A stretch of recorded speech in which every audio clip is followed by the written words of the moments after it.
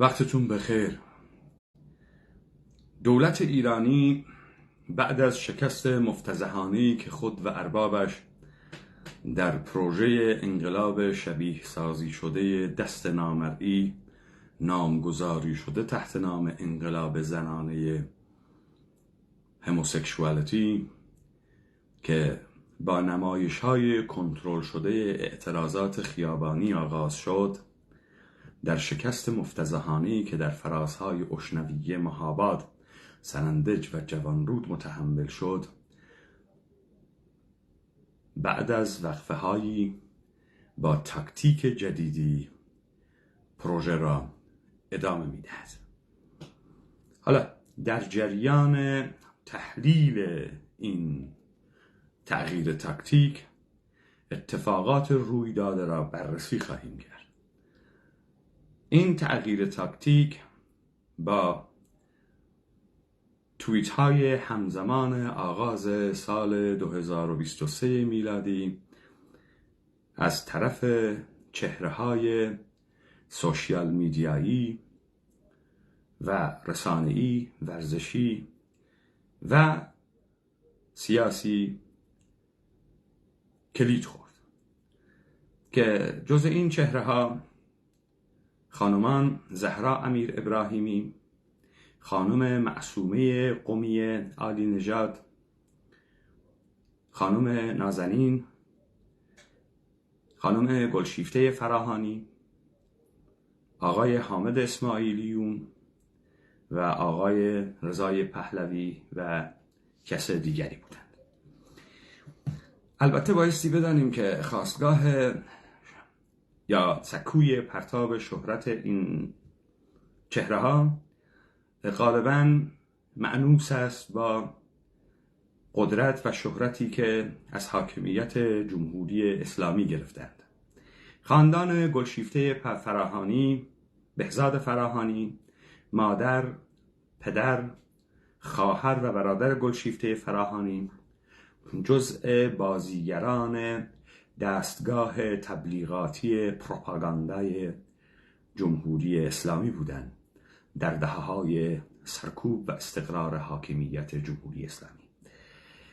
دلیل شهرت خانم گلشیفته فراهانی شهرتی است که از سینمای ایران با فیلم‌هایی مثل مادر گرفتند و سریال امام علی که پدر ایشان در او بازی کردند و همچنین آقای علی کریمی که دلیل شهرتشان عضویت در تیم ملی فوتبال جمهوری اسلامی ایران، برافراشتن پرچم جمهوری اسلامی ایران، تبلیغ برای نظام جمهوری اسلامی ایران و راندهایی بود که از این منظر نصیب ایشان شد. خانم زهرا امیر ابراهیمی بازیگر سریال نرگس با لو رفتن رابطه شخصی و خصوصی خود با معشوقش و فیلم این رابطه که به پرفروشترین فیلم سینمای ایران تبدیل شد، فیلمی که به صورت CD های قاچاق و به صورت غیر رسمی نه از گیشه سینما بلکه در خیابان‌های تهران بیش از 1 میلیون در اوایل دهه 80 فروش کرد. دلیل شهرت خانم زهرا امیر ابراهیمی لو رفتن فیلم خصوصی ایشان بود و البته تماشاگران این فیلم ظاهراً مردم جامعه ایران بودند و آن چیزی که موجب ترک و جلای وطن شد مسئله قضاوت‌های مردمی بود که در مورد این خانم انجام می‌دادند. خب اینها رو ظاهراً در لفافه تحت نام ائتلاف و رهبریت سازی و سرسازی معرفی کردن و در این لوا تلویزیون ایران اینترنشنال مصاحبه های مختلفی انجام داد که البته از حوصله این دیبیت مصاحبه بسیار مهم اولی که ما در کلاب هاوس او را مورد بررسی قرار دادیم، مصاحبه‌ای که حامد اسماعیلیون، معصومه قمی عالی نژاد، عبدالله محتدی و شیرین عبادی درش حضور داشتن رو در آرشیو تلگرامی و کلاب هاوسی میتونید تعقیب بکنید. اما ما به مصاحبه دوم میپردازیم. چرا؟ به خاطر اینکه این تاکتیک جدید دولت ایرانی را هم نابود بکنیم. دولت ایرانی همونطوری که پیشتر هم گفته بودیم روی اره نشسته، جلو بره جر میخوره، عقب بیاد جر میخوره. به همین خاطر به اشتباه کردن افتاده و من در دیبیت های گذشته، طی ماه های گذشته اعلام کردم که جمهوری اسلامی در اشتباهاتی که می کند تمامی ایادی خود را خرج خواهد کرد و از بین خواهد برد. به همین خاطر ما این مصاحبه مبسوط 40 و چند دقیقه‌ای را باز خواهیم کرد، تحلیل خواهیم کرد و نیات و پروژه های مستتر پشت این داستان و اهدافی رو که تعقیب میکنه مطرح خواهیم کرد و در مقابل این تمهیدات خود را در بر خواهیم گرفت. توافق جامعه برسونن لازمه. آیا نقاط اشتراک مخالفان جمهوری اسلامی میتواند بر نگاه سیاسی آنان چیره شود؟ همبستگی چهره‌های سرشناس مخالف حکومت چه دورنمایی دارد و این همبستگی چگونه میتواند به یک نیروی عملی تبدیل شود؟ در چشم‌انداز همراه ما باشید. من سیما ثابت هستم.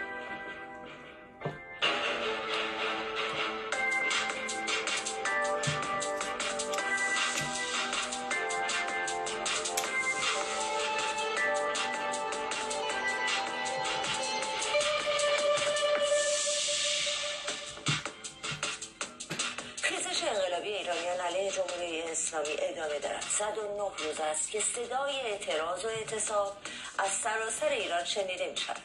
مردم در چهلم کشته شدگان و مناسبت‌های دیگر گرد هم می‌آیند یا از راه‌های دیگری به ابراز مخالفت با حکومت می‌پردازند.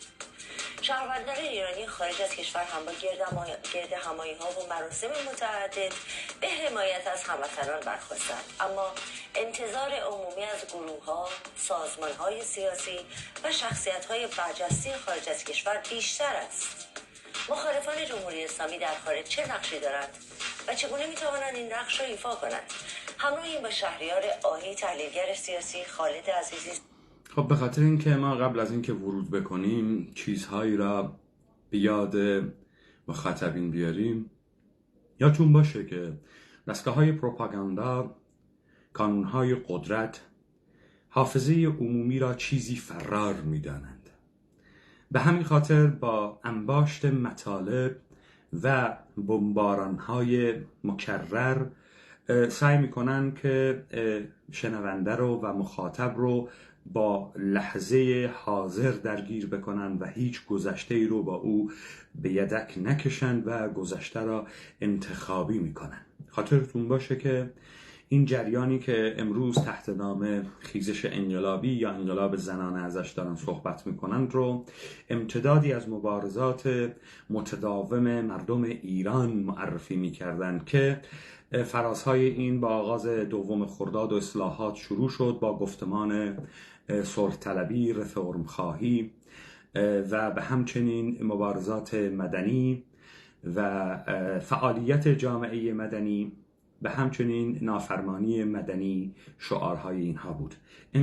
انقلابیگری کلاً طرد شده بود و چهره‌هایی مثل گاندی و نلسون ماندلا برجسته میشد. ناگهان در فراز داستان مهسا امینی یک شبه تمام گفتمان فضای سیاسی ایران و رسانه‌ای تغییر کرد و یک شبه کسانی شعار انقلابی بودگی را برداشتند. خاطرتون باشه که اینها میگفتند که مردم ایران مردمی بسیار فرهیخته و هماهنگ شده بر اساس تکنولوژی عصر حاضر و سوژگی از آن سوشیال میدیاست و این به اعتراف معاونت وزارت اطلاعات و فایل ظاهراً لو رفته از ایشان هم بود. اینی که مردمی توان خودسازماندهی کردن دارند، مردمی به پا خواستند و این مردم احتیاج به رهبریت ندارند و تمام تلاش ما این است که این مردم رو با حضور بیشتر و راهپیمایی سکوت و صلح‌آمیز تا سرمنزل ساقط کردن حاکمیت جمهوری اسلامی هدایت بکنیم. این مردم رهبریت نمیخواهد، ایده انقلابی نمیخواهد، هیچ گونه سازماندهی نمیخواهد. این صحبت‌هایی بود که اینها طی ماه‌های گذشته از تمام تریبون‌ها پخش می‌کردند، من جمله احزاب منتسب به کرد، مرکز همکاری احزاب منتسب به کرد، PKK و جمهوری خواهان و سلطنت طلبان و اصلاح طلبان و تمام آنهایی که یک کاسه تحت نام اپوزیسیون مفلوک دولت ایران معرفی می‌شدند. حالا ما وارد داستان دیگری میشیم. اجازه بدید که ببینیم ما همون روند رو میخوایم ادامه بدیم یا یک اتفاقی افتاده و یک تغییر جدیدی صورت گرفته است. سخنگوی حزب دموکرات کردستان ایران و علیرضا نوری‌زاده مدیر مرکز پژوهش‌های ایران و عرب خوش آمد میگم به همه شما. اجازه بدید صحبت رو با آقای عزیزی شروع می‌کنیم.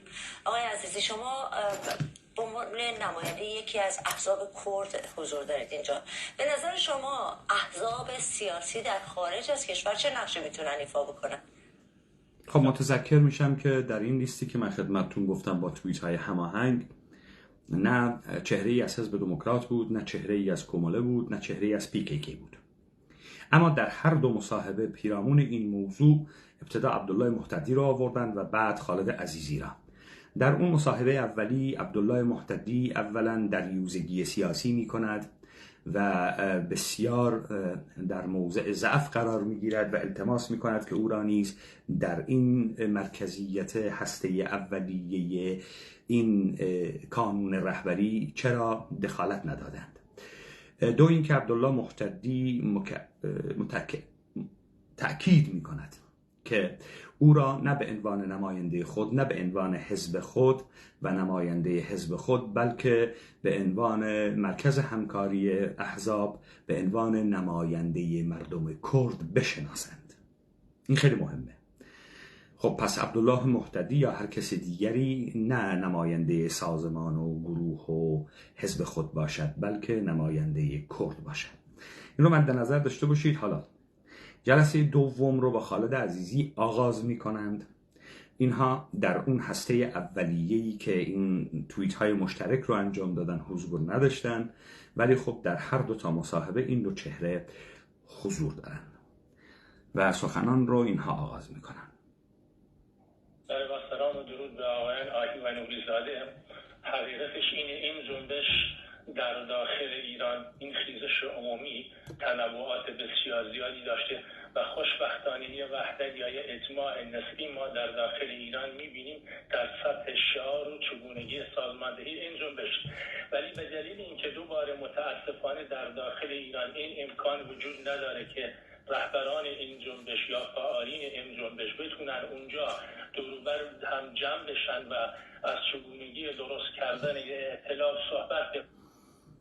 آقای خالد عزیزی، احیانا شما الان در ایران اینترنشنال دارید با ارتباطات اینترنتی حضور پیدا می کنید. کسانی که توانسته اند وحدت در شعار داشته باشند و در سازماندهی رهبریت داشته باشند و شهرهای مختلف را همزمان به اعتصابات و اعتراضات بکشانند، عملا این پتانسیل عظیم رو از خود نشان دادند که با جمهوری اسلامی و دستگاه سرکوب جمهوری اسلامی در بیفتند. این ادعایی که شماها میکنید، این ادعایی که دولت ایرانی میکنه، این ادعایی که رسانه‌های مثل ایران اینترنشنال میکنن، چگونه اینها توان ندارند؟ توان کار به این عظمت رو دارند، اما توان این که یک رهبریت منسجم هماهنگ رو بسازن ندارند یا نمیتونن همدیگر رو در جای ملاقات بکنند. مثل جوانان محلات تهران و محلات دماوند و محلات رشت و محلات فلان و بیسانی که ظاهراً طبق صحبت‌های شما تا این 100 و اندی روز این اعتراضات رو رهبریت کردن. خب اینجا شما با تناقض‌های عجیبی دارید روبرو میشید که نمیدونید چطوری داستان رو جستیفای کنید. خب حالا اونا نمیتونن چون تو ایرانن ولی تو ایرانن میتونن برن تو خیابون، تو ایرانن میتونن برن با پلیس بجنگن، میتونن برن چه میدونم نیروهای بسیجی رو کتک بزنن، میتونن بنرهای خامنه ای رو آتیش بزنن، میتونن قاسم کتلت بنویسن، میتونن تو مدارس خودشون رو چه میدونم هماهنگ بکنن و دختر 12 ساله و 10 ساله روسریاشون رو در بیارن و انگشت وسط رو حواله بیت رهبری بکنند، اما نمیتونن رهبریت درست کنن. خب اینا یک قدری داستان رو مشکوک میکنه آقای خالد عزیزی.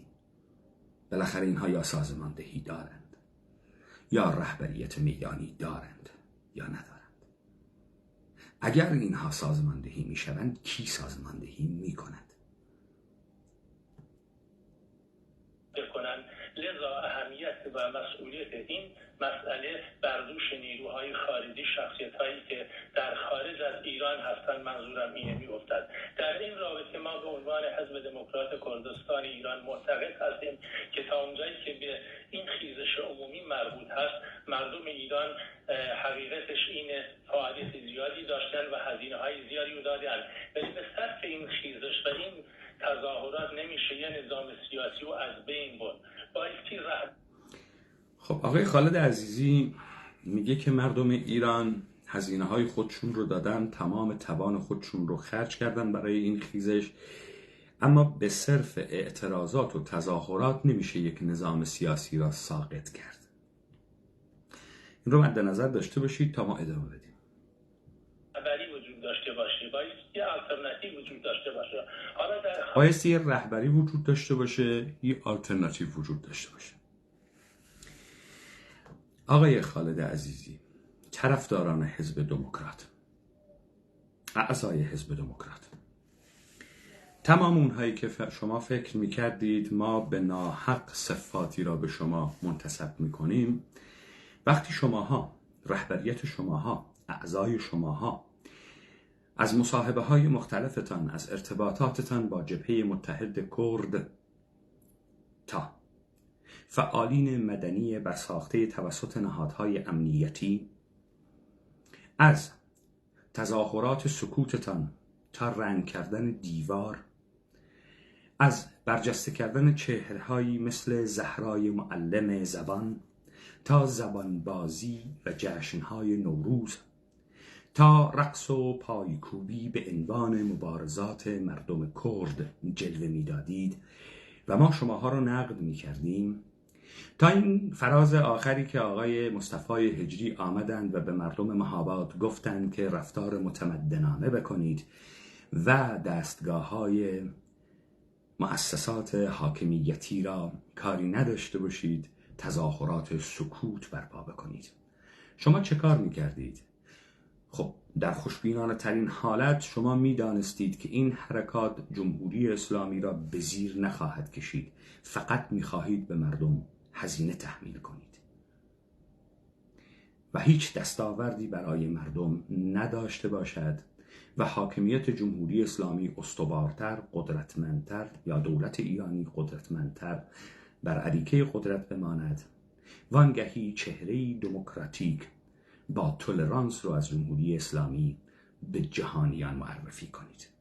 اون موقعی که در تظاهرات کوبانی تنها نیست سنندج حامی اوست، تئاتر شنگال هماهنگ بودید با دولت ایرانی، از برجسته کردن چهره‌هایی مثل قطب الدین صادقی، هادی ضیاءالدینی و تمام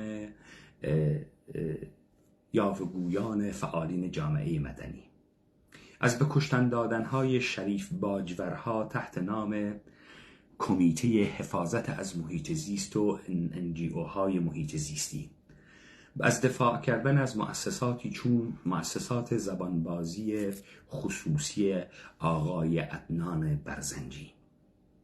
شما و حزب دموکرات، شما و PKK، شما و کومله همصدا اعلام می کردید که مردم بایستی فعالیت مدنی بکنند و کردستان ایران بسیار پیشرو است در امر NGO سازی و فعالیت مدنی. و ما اون موقع به شما میگفتیم که قدرت سیاسی را با این غمزه ها به پایین نمیکشند. شما میفرمایید حالا با این اعتراضاتی که شما ظاهراً در بوق و کرنا کرده بودید که اگر مردم به خیابون بیاد، اگر مردم خودشون نشون بده، حاکمیت ساقط میشه و جمهوری اسلامی در نهایت حضیض خود است. و ما بارها پرسیدیم از کسانی که میگفتن جمهوری اسلامی در نهایت حضیض و ضعف خود قرار داره که شما برای این ضعف حاکمیت جمهوری اسلامی چه کرده ای؟ و طرف در کارنامه زندگی خصوصی خود بجز زیر پا گذاشتن قوانین ابتدایی شریعتی من جمله مصرف الکل، برقراری روابط غیر قانونی و غیر عرفی جنسی، چیز دیگری در کارنامه خود نداشت، خود رو در قالب یک انقلابی تمام عیار، یک گاریبالدی، یک چگوارا، یک روزا لوکزامبورگ میدید. و ما این توهم و توطئه‌ای رو که شما بر علیه مردم ما میکردید در سرسازی و نهادسازی تا دولت ایران را ماندگار کنید مورد حجمه قرار میدادیم. اما چه شد آقای خالد عزیزی؟ شما یک شبه 180 درجه تغییر موضع دادید.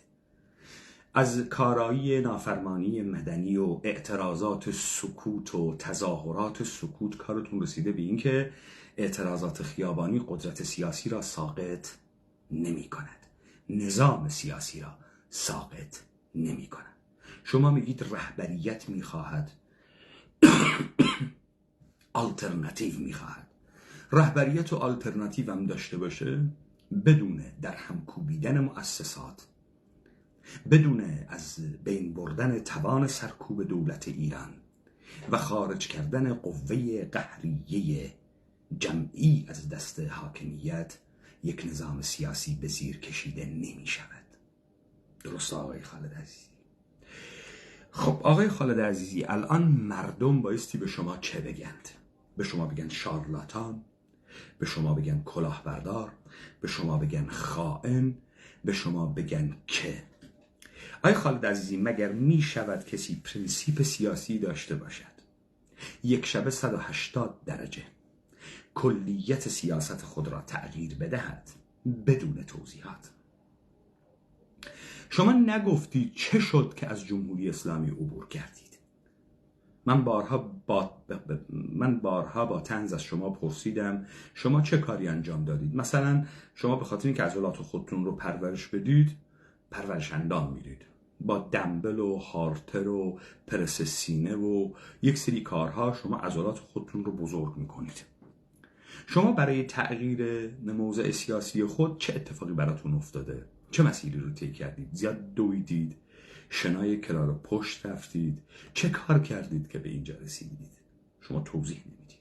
اما اینجا شما ناگهان اعتراف میکنید که علی رغم شعارهای کذایی و شارلاتانانه‌ای که میدادید تحت نام قیام قهرمانانه مردم بی تعین، فاقد تعین، بدون شعار مشخص کارساز، تحت نام زن زندگی آزادی، این شعار فاسد ارکان سلطه جمهوری اسلامی را به لرزه درآوردید. اما ظاهراً الان مشخص شد نظام سیاسی با این حرکات تغییر نمی کند تا شما الان بیایید و شورای رهبری درست بکنید، تازه بخواید آلترناتیو سازی بکنید. شمایی که 43 سال هیچ کاری نکردید و دقیقاً جمهوری اسلامی میخواد این رو بگه. جمهوری اسلامی وقتی گلشیفته فراهانی رو برای شما بولد میکنه، علی شودزن کریمی رو براتون بولد میکنه، یعنی در این جامعه 85 میلیونی یک رجل سیاسی چه زن و چه مرد وجود نداشت یک انسان مبارز، چه زن و مرد، وجود نداشت که سالها در مقابل دوگماتیزم، تبعیض، ستم این کورپوریشن و این کمپانی که همه را از هستی ساقط کرده است، از کرامت انسانی انداخته است، از مالکیت انداخته است، ایستاده باشه و خروجی این جامعه تبدیل شده است به یک مشت چهره‌های به شهرت رسیده توسط رسانه‌های انحصاری جمهوری اسلامی ایران، شبکه 1 صدا و سیما، 2 صدا و سیما، 3 صدا و سیما یا دستگاه پروپاگاندایی امنیتی سینمایی جمهوری اسلامی. تمامی خبرنگاران، روزنامه‌نگاران، از خانم معصومه قمی که اوج فعالیت شهرتی خود را با صیغه شدن در مجلس شورای اسلامی و به صیغه درآمدن نمایندگان مجلس شورای اسلامی آغاز کردند و در خط آقای کروبی پا در سرزمین بریتانیا گذاشتند و بعداً در وایس آف آمریکا لانه خوش کردند و تبدیل شدند به چهره خبرنگار از دین برگشته و از عرف تشیع برگشته. اما سکوی پرتاب این خانم جمهوری اسلامی، امکانات جمهوری اسلامی و حاکمیت جمهوری اسلامی بود. حالا چه شد آقای خالد عزیزی شما یک شبه 180 درجه تغییر موضع دادید؟ تمام آن چیزی که شما تحت لوای پروپاگاندایی که بر علیه آخذ می کردید و فحاشی می نامیدید امروز ثابت شد که لیاقت شما بود، بسیار کم بود. چون شما وقتی زبان استدلال و منطق در شما اثری نمیگذارد، برای آدمی یک راه حل میماند: جنگ. و جنگ یگان حکم نهایی است. اونجایی که دیگه با کسایی مثل شما از در منطق و استدلال ورود نمی شود، بلکه باید شما را در هم کوبید تا تسلیم شوید. به همین خاطر تا به امروز جنگ از جامعه بشری رخت برنبسته است، چون دیوار هاشا بلند است و زبان جستیفای کردن و توجیه کردن دراز. الان مخاطبین شما، اعضای حزب شما، چگونه شماها رو توجیه میکنن وقتی شما جامعه ما را دعوت میکردید به پاسیفیسم، جامعه ما را دعوت میکردید به لذات هدونیستی و تبدیل شدن به سوژه های نئولیبرالی مصرفگرا، انسانهای ترسوی خودقربانی پندار، سوژه های معامله‌گر کالایی کن تمامی روابط انسانی. شما اوج مبارزات یک انسان را خلاصه می کردید در رقص های محلی، آن هم با فیلم برداری های از پشت از دخترکان کرد. این اگر هماهنگی با پروژه نامردم کردن و نامتعین کردن و غیب کردن مردم نبود، پس چه بود آقای خالد عزیزی؟ آقای خالد عزیزی، شما 43 سال ادعا می کنید مخالف جمهوری اسلامی بودید، در شورای ملی مقاومت شرکت کردید تا در ائتلاف‌های مختلف، ادعا کردید اسلحه دستتون گرفتید تا حاکمیت جمهوری اسلامی را زیر بکشید. تمام توان و گزارشی هم که از کارنامه خود میدهید رو کردن کشته هایی است که در این مسیر دادید. کوچکترین سندی را دال بر زدودن مشروعیت از حاکمیت دولت ایرانی باشد رو نکردید از سازمان خود، ولی شما 24 ساعت 7 روز هفته حرفه‌ای کارتان مخالفت با جمهوری اسلامی است، اما یک خط محتوا در این مخالفت تولید نکردید. اما هر آنچه تولید کرده اید در هماهنگی، در ماندگاری، قوام و عمیق‌تر شدن دولت ایرانی بوده است.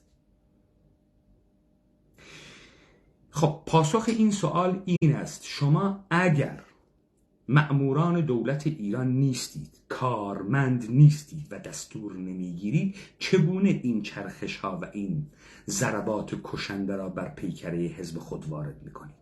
اگر حزب شما سرچشمه های مردمی دارد و به پشتیبانی مردم بسته است و عمق اجتماعی مد نظر شما چگونه خطاهای به این بزرگی یکی پس از دیگری را به نسبت مردم خود افکار عمومی مرتکب میشوید و ابایی هم ندارید و ضد ضربه مانده اید؟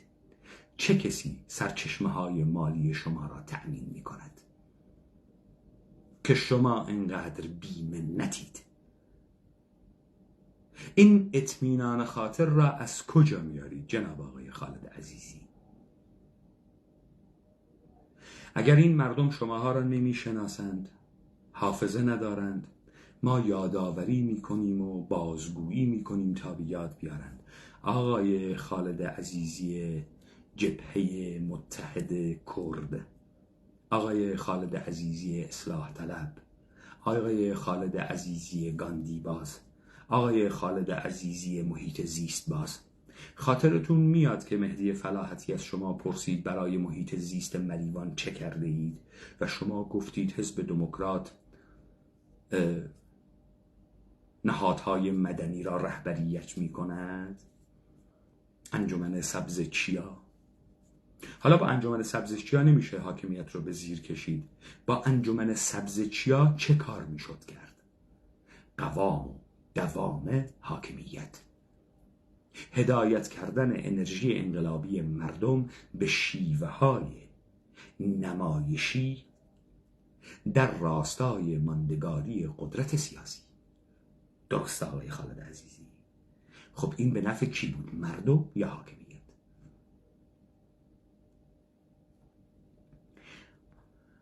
شما اینجا اعتراف کردی که اعتراضات داخل خیابان، سنگ پراکنی های بی هدف، مردم بدون قصد، بدون هدف و بدون ایده و بدون رهبریت هیچگاه یک نظام سیاسی را به زیر نخواهد کشید. تازه مردم با ایده، قصدمند و رهبریت فتح مؤسسات می کند. دولت به قدرت حاکم را نابود می کند، اقتدار حاکم را نابود می کند. اون وقت یک نظام سیاسی از بین میره و اسمش انقلاب میشه. ادامه میدیم. خارج از کشور خوشبختانه امکان این وجود داره که شخصیت‌های مختلف، احزاب مختلف دور و بر هم جمع بشن، از این 110 روزی که از این خیزش عمومی گذشته یه آسیب شناسی بکنن.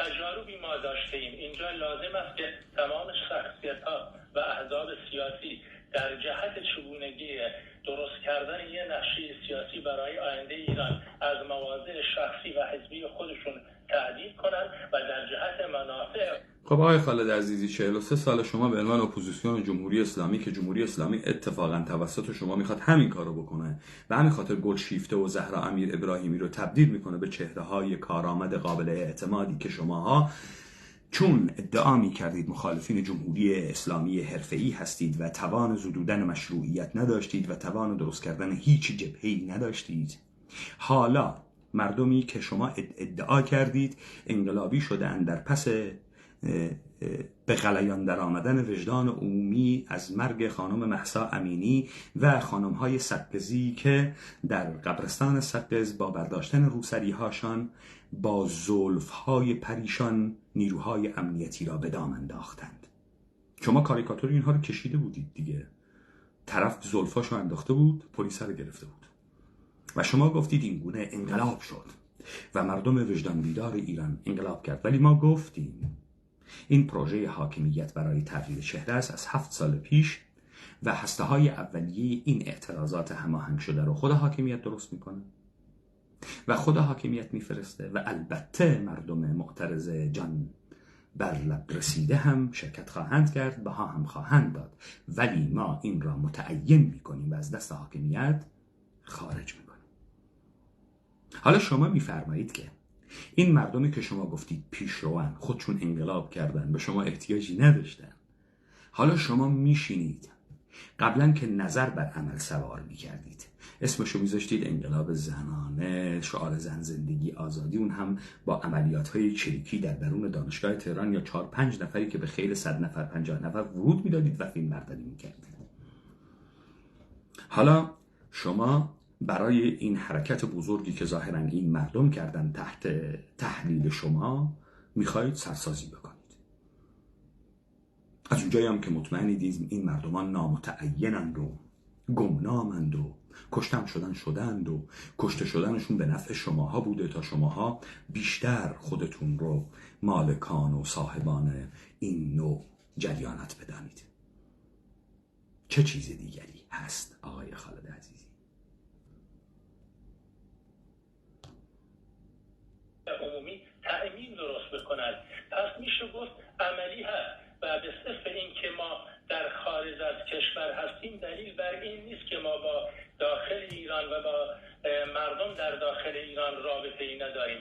یعنی میخوام اینجا دوباره تاکید بکنیم که زمان این رسیده که یه ائتلاف، یه جبهه، یه آلترناتیو جدی علیه این نظام جمهوری اسلامی درست بشه. ببینید شما خودتون الان در صحبت گفتید 110 روز 109 روز، حالا به هر حال در این فاصله که گذشته، چرا فکر کنید الان دیگه وقتش رسیده؟ علتش اینه ما فاز اول رو بایستی بگذرونیم. فاز اول این مبارزه بود، این خیزش عمومی بود، این وحدت عملی و خب ایشون میگه که شما بعد از 110 روز چرا الان این حرف رو میزنید؟ آقای خالد عزیزی فرمایشاتی که میکنه، از اونجایی که این فرمایشات رو نوریزاده هم میکنه، آهی هم میکنه، عبدالله محتدی هم میکنه، اسماعیلیون هم میکنه. اسماعیلیون میگه که من معتقد به پروژه براندازی هستم. من فکر نمیکنم این انقلاب خودجوش بوده، چون من با پروژه این 100,000 نفر رو در برلین به خیابون کشیدم. در نتیجه من رو پروژه کار میکنم. خب حالا ما از یک انقلاب خودجوش به یک پروژه براندازی رسیدیم. ببینید خامنه‌ای هم میگه پروژه براندازی، ما میگیم که خامنه‌ای داره خودش نمایش میده، ارباب آمریکایی بهش پروژه داده که صورتک عوض کنه. حالا شما همه اینا رو کنار هم بذارید، من یک گزارشی بدم. اعتراضات خیابانی تقریبا از بین رفت. بعد از چه؟ بعد از فراز جوانرودها و کشتاری که در جوانرود کردن. اینا اومدن گفتن که جمهوری اسلامی داره سرکوب شدید میکنه و داره اعدامهای در ملأ عام میکنه با کشتن اون جوان رشید رهنورد. خب ایشون میگه که فاز اول مبارزه تمام شد، وارد فاز دوم میشیم. خب فاز اول مبارزه تمام شد یعنی چه آقای خالد عزیزی؟ یعنی چه اتفاقی افتاد الان؟ یعنی فاز گرفتیم، پله اول رو با موفقیت طی کردیم، با موفقیت که طی نشد که. یعنی ما به این میگیم که یه عده میان تو خیابون کشته میشن، بعد یه مشت اعدام میدن، بعد دیگه کسی نمیاد تو خیابون، تموم شد این حرکت خودش رو کرد، بریم رهبریت بسازیم. جدا آقای خالد عزیزی شما به این میگید فاز دوم؟ چرا طی این سالهایی که خب ما در همین شرایط بودیم دیگه، مردم سکوت کرده بودن، حاکمیت استقرار کامل داشت، چیزی نمیگفت، شما چرا وارد فاز دوم نشدید؟ این کارو 20 سال پیش میکردید، میشستید رهبریت میساختید. شما توضیح بدید که چگونه از فاز اول عبور کردید. خب ظاهرا فاز اولی رو که ما دریافت کردیم این بود که حاکمیت شروع کرد به صدور احکام مختلف اعدام و اعدام در ملأ عام. ناگهان همه چیز ساکت شد. آخذیان چه گفتن؟ آخذیان گفتن که نمایش انقلاب شبیه سازی شده که دولت ایرانی میخواست با اعتراضات کنترل شده در محلات پراکنده نقاط مختلف او را به صورت ریتویت های بزرگ و طوفان توییتری به صورت انقلاب شبیه سازی شده آنلاینی ادامه بده، شکست خورد و این شکست رو آخذیان به دولت ایرانی و ارباب آمریکاییش تحمیل کردن. چرا؟ وقتی امثال خالد عزیزی و مصطفی هجری و شورای مرکز همکاری و عبدالله محتدی و شازده رضای پهلوی و تمام اونهایی که ظاهراً پروژه براندازی هستند از مردم میخواستند که راهپیمایی سکوت بکنند، متمدنانه اعتراض بکنند، آخذیان میگفتند که مؤسسات دولت ایرانی را فتح کنید، اشنویه، مهاباد، جوانرود و سنندج را به اپیدمی تبدیل کنید. دولت ایرانی ترسید. چرا؟ چون تحلیل ما درست، مقابله ما درست و نفوذ کلام ما و عمق کلام ما در منطقه اتنیکی شده کرد حضور داشت. مهاباد ثمره انقلاب آخذیان بود، جوانرود، سنندج و اشنویه. دولت ایرانی شکست خورد، اما از اونجایی که صدمات بزرگی دیده بود و این پروژه رو نمیتونست رها بکنه، بایستی تاکتیک عوض میکرد. حالا دولت ایرانی با یه مالکشی شماها رو آورده که بگید فاز اول خیزش تمام شد، حالا نوبت ماست، بغلی بگیر. بغلی هم کیان؟ شماهایید که ظاهراً یک رهبریت کذایی با چهره‌های خنده‌دار و یک نمایش بازنمایی کننده بسیار مضحک و مبتذل از جامعه ایران میدید. زهرا امیر ابراهیمی، معصومی قمی عالی نژاد، حامد اسماعیلیون زن مرده. حامد اسماعیلیون دلیل شهرتش چیست؟ زنش مرده. بزرگترین اتفاقیه که تو زندگی این انسان افتاده، زنش مرده. ایشون تا قبل از اینکه زنش رو که قرار بود بیاد کانادا و خوشوبش میکرد و ایران میرفت و دلارهای کانادایی رو خرج میکرد تو هوا بزنن، نمیفهمید در این جامعه نابرابری هست، ظلم هست، ستم هست، سرکوب هست، بی‌عدالتی هست، جور هست. اینا نمیفهمید. ناگهان با مردگی زنش شهرت پیدا کرد. این یک جامعه را به سخره گرفتنه. زخمهای عمیق مردمان این سرزمین را به بازی گرفتنه. 85 میلیون مردم ایران که زنشون نمرده که تو هواپیمای اوکراینی در سفر به کانادا زده بشن تو آسمون. نه، این مردم هر لحظه، هر ثانیه از زندگیشون نمیمیرند. نه، غرق در اعتیاد و بی‌مصرفی و هیچ و پوچی نیستند. غرق در یأس و ناامیدی و تلاطم‌های روحی روانی نیستند. غرق در عدم امنیت و عدم استقرار نیستند. از 1,638,000 کیلومتر مربع اگر اشتباه نکرده باشم، گستره خاکی طرف 1 متر تراکم در آسمان نداره که توش زندگی بکنه. ولی چون زنش رو تو هواپیمای به مقصد کانادا نزدن، مشهور نمیشه، درد نداره. تو خیلی درد کشیدی، خیلی مشهوری، خیلی شیک که زن کانادایی تو آسمون بزنن. خیلی تراژدی بزرگیه، بسیار سینماییه. ما دوست داریم قهرمانان سینمایی رو. دردهای ما که درد فقیر فقراست، به چه درد میخوره؟ این خیلی توهین بزرگیه به تمام انقلابیان سرزمین ما. خیلی توهین بزرگیه. خیلی جامعه ما را کوچک کردن و فاسد نشان دادن. خیلی در این جریان نمایش انقلاب دست نامرئی اکثریت غریب اتفاق مردم ما شرکت نکردند. ما بارها گفتیم صداهای بلند اقلیت دولتیانی مثل شما گوش فلک رو کر کرده، ولی شما در اقلیت مطلقید. مردمان شریف این سرزمین سکوت کردند، یک مجال بروز ندارند، ابزار بروز ندارند، دو از آبروی خود می‌هراسند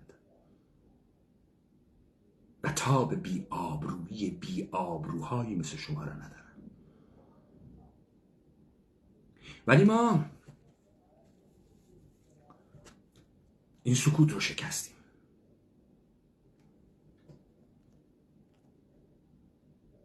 میدانیم بین تمام تنوعات ایران بود. بالاخره نباید که این وضعیت همینطور ادامه پیدا بکنه.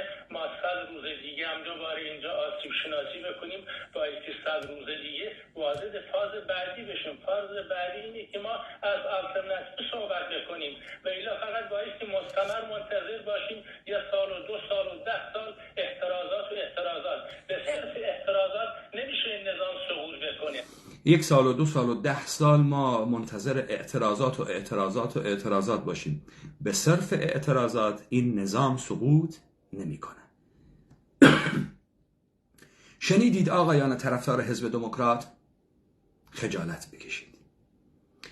بکشید در خیانت و توطئه‌ای که بر علیه مردم کردید تحت نام جامعه مدنی و NGOها و زبانبازی و کرد رو تقلیل دادید به زبان و به لباس و به رقص. این گونه حاکمیت جمهوری اسلامی رو میخواستید به زیر بکشید. الان که من نگفتم که خالد عزیزی داره میگه 10 سال بیاید تو خیابون غیر کمر بدید، با بیت رهبری روابط متجاوزانه برقرار بکنید، قدرت سیاسی از کار انداخته نمیشه. مناسبات برساخته توسط دولت ایرانی، مناسبات اجتماعی، سیاسی و اقتصادی در هم کوبیده نمیشه. دولت ایرانی را میخوای ساقط کنی، بایستی تمام مناسباتی را که برقرار کرده است از بین ببری، شخم بزنی جامعه را. ولی شما اینطوری نمیگفتید. ولی شما چهره‌ای عمیق از دولت ایرانی، تسلیم پذیری مطلق به نام روایت ایرانی بر گرده مردم ما سوار کردید. کول بربازی یادتونه؟ آقای خالد عزیزی، حالا با 10 سال تظاهرات و اعتراضات رژیم سیاسی ساقط نمیشه. چرا این حرفا رو گذشته نمیزدید؟ چرا الان میزنید؟ چون ارباب دستور داده فاز اعتراضات خیابانی رو جمعش کنید. خطرناکه. آخیزیان هستند، مردم رو متعین میکنن و از دست ما خارج میکنن.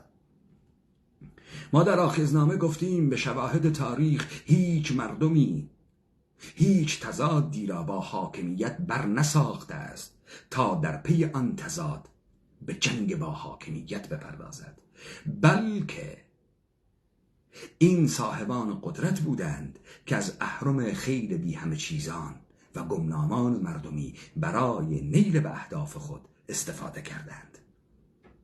ما روز اولم در تحلیل گفتیم ما آخذیان توان بسیج مردم رو در خیابان نداریم. راه انقلابم این نیست من بشینم تبلیغ بکنم 10 میلیون نفر پشت سرم حاضر بشه تا انقلاب بکنم. من آردی انقلاب خود را کردم و در مقابل حاکمیت ایستادم. حاکمیت ناچار است از ابزار مردم استفاده بکند و به دولت ایرانی اخطار دادم. اگر فکر میکنی مردم گمنام نامتعین را به خیابان میکشی 57 را تکرار کنی، من این بار و آخذیان این بار به شما اجازه نخواهند داد و مردم رو متعین خواهند کرد. فاز رو به فاز انقلاب واقعی میکشانند و شما دیدید در اشنویه، در مهاباد، در سنندج و در جوانرود ما به سمت انقلاب واقعی رفتیم و شما ترسیدید. بدجوری ترسیدید. حالا شما برمیگردی و میگی که با اعتراضات نمیشه، ولی شما میگفتی قبلا با تظاهرات سکوت چه معجزه ها میشود کرد. دوران جدید است، انقلابات مخملین با بوسه و قره کمر و پرچم رنگین کمانی و گی و هموسکشوال و بوسه های آتشین و لخت کردن خود و سینه ها را به رخ کشیدن. دولت ایرانی با انقلاب ممعی از بین خواهد رفت. وای اگر زلفکانم را برباد دهم. حاکمیت از قدرت نیفتاد. شما تمامیت قدرت ایرانی را در حجاب زنان خلاصه کرده بودید. کار نه به روابط اقتصاد توزیعی داشتید، نه به مؤسسات و بنیادها و بازار و بروکراسی داشتید، نه به سیستم داشتید. همه را یک کاسه میخواستید بماند که اساس قدرت بود و میخواستید با نمایش های مضحک صورتک عوض بکنه حاکمیت. رهبری لازم داره. بسیار خوب، اجازه بدید. حالا رهبری لازم داره. قبلا که میگفتیم ملت فریخته رهبر نمیخواد که، رهبر نمیخواد که، چون از چهره کاریزماتیک یک رهبر انقلابی میترسیدید. شماها شخصیت رهبر رو زدید، ولی حالا فکر میکنید با قدرت رسانه‌ای که دارید رهبر میسازید، تو پاچه مردم میکنید مثل خمینی.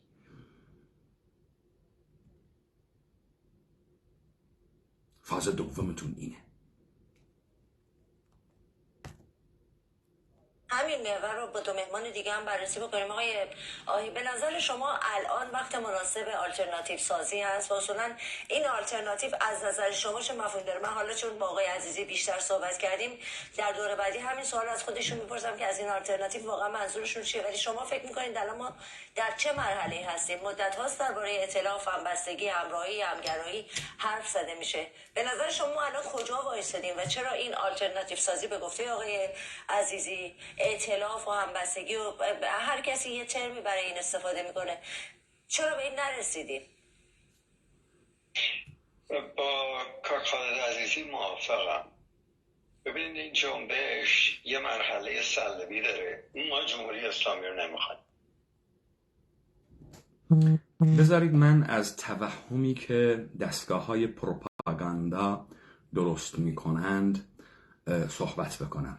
وقتی شما میخواید مردمی رو بترسونید یا مردمی رو اغوا بکنید، از چهره‌های مخوف خطرناک حرف میزنید. آقای شهریار آهی یک چهره مرموز مینماید تا مردم فکر بکنن خب این به کانونهای تاریک و دانالهای تاریک و مراکز مختلف سیکرت سوسایتی ربط داره و قدرت از آن آنهاست. آقای شهریار آهی یک زندگی جاسوس مآبانه دارد، یعنی که شما هیچی نمیتونید در موردش پیدا بکنی الا یک سری اطلاعاتی که خودش درز داده و در این اطلاعاتی که درز داده و بسیار هماهنگ عمل کرده از ایشون یک چهره بسیار خطرناک میسازه. یعنی که آقای شهریار آهی اولا از فامیلیش و از خاستگاهش مشخصه که ایشون حداقل هرچه باشد مسلمان شیعه نیست و اگر مسلمان شیعه باشد یا یهودی بوده است یا بهایی، یا یهودی بهایی شده بعد شیعه است. نکته اول. نکته دوم، آقای شهریار آهی را بانکدار معرفی میکنن، متولد 1316، چیزی حدود 85 سالشه، یک کفتار پیر، یک روباه پیر یا یک لاک پشت پیر که ایشون یک بانکدار. وقتی شما ایشون رو بانکدار معرفی میکنید، ایشون در ردیف روثشایلد ها، جی پی مورگان ها، او چهره بسیار خطرناک و بسیار مرموز، قدرتمند، وصل به کانونهای قدرت. چرا میخواید این چهره رو بذارید در کانون یک پروژه؟ ببینید الان شماها چه بیت رهبری جمهوری اسلامی، چه اپوزیسیون، چه چپها، چه دنیا میخواد این شخصی که با دست پس میزنه با پا پیش میکشه رو به عنوان مغز هدایتگر این پروژه براندازی معرفی بکنن که خودشم اعتراف نمیکنه. همه جا دستی بر آتش داره و نیست. این خیلی مرموزتر میکنه چهره رو، اتفاقا قدرتمندتر میکنه، یک کاریزمای کذایی بهش میده. اما در اصل این یه عروسک دست اربابان حاکمه، یعنی علی خامنه ای وابسته به آمریکا. این ملیجک رو میارن انتخاب میکنن که بیان توهم به مردم بده. خب این رو در مورد این آقای 85 ساله بدانید که این آقای 85 ساله چه چیزی را تعقیب میکنه. این آقای 85 ساله یک مبدأ داره، یک باور عمیق داره؟ نداره. یک بانک داره که همه چیز را در سود و منفعت احیانا بررسی میکنه. چون هم بانک داره ما فکر میکنیم بازی های برد میکنه، معامله خیلی خوب بلده. کسی که آدم معامله گریه میتونه طرف معامله هر کسی باشد و پروژه هر کسی را قبول بکند، من جمله علی خامنه ای. اتفاقا بانکدار بودن و مرموز بودن و جاسوس بودنش هم اینه که هر چیزی رو که داره میگه برعکسش عمل میکنه. او چیزهایی را نمیگوید که واقعیت را لو بدهد، او چیزهایی را میگوید تا یک توهم را بر بسازد. اگه تا اینجا داستان رو خوب گرفتیم، حالا به سخنان آقای آهی گوش میدیم. آقای آهی که جمهوری اسلامی خیلی دوست داره از اون یک چهره بسیار خطرناک مرموز بسازه.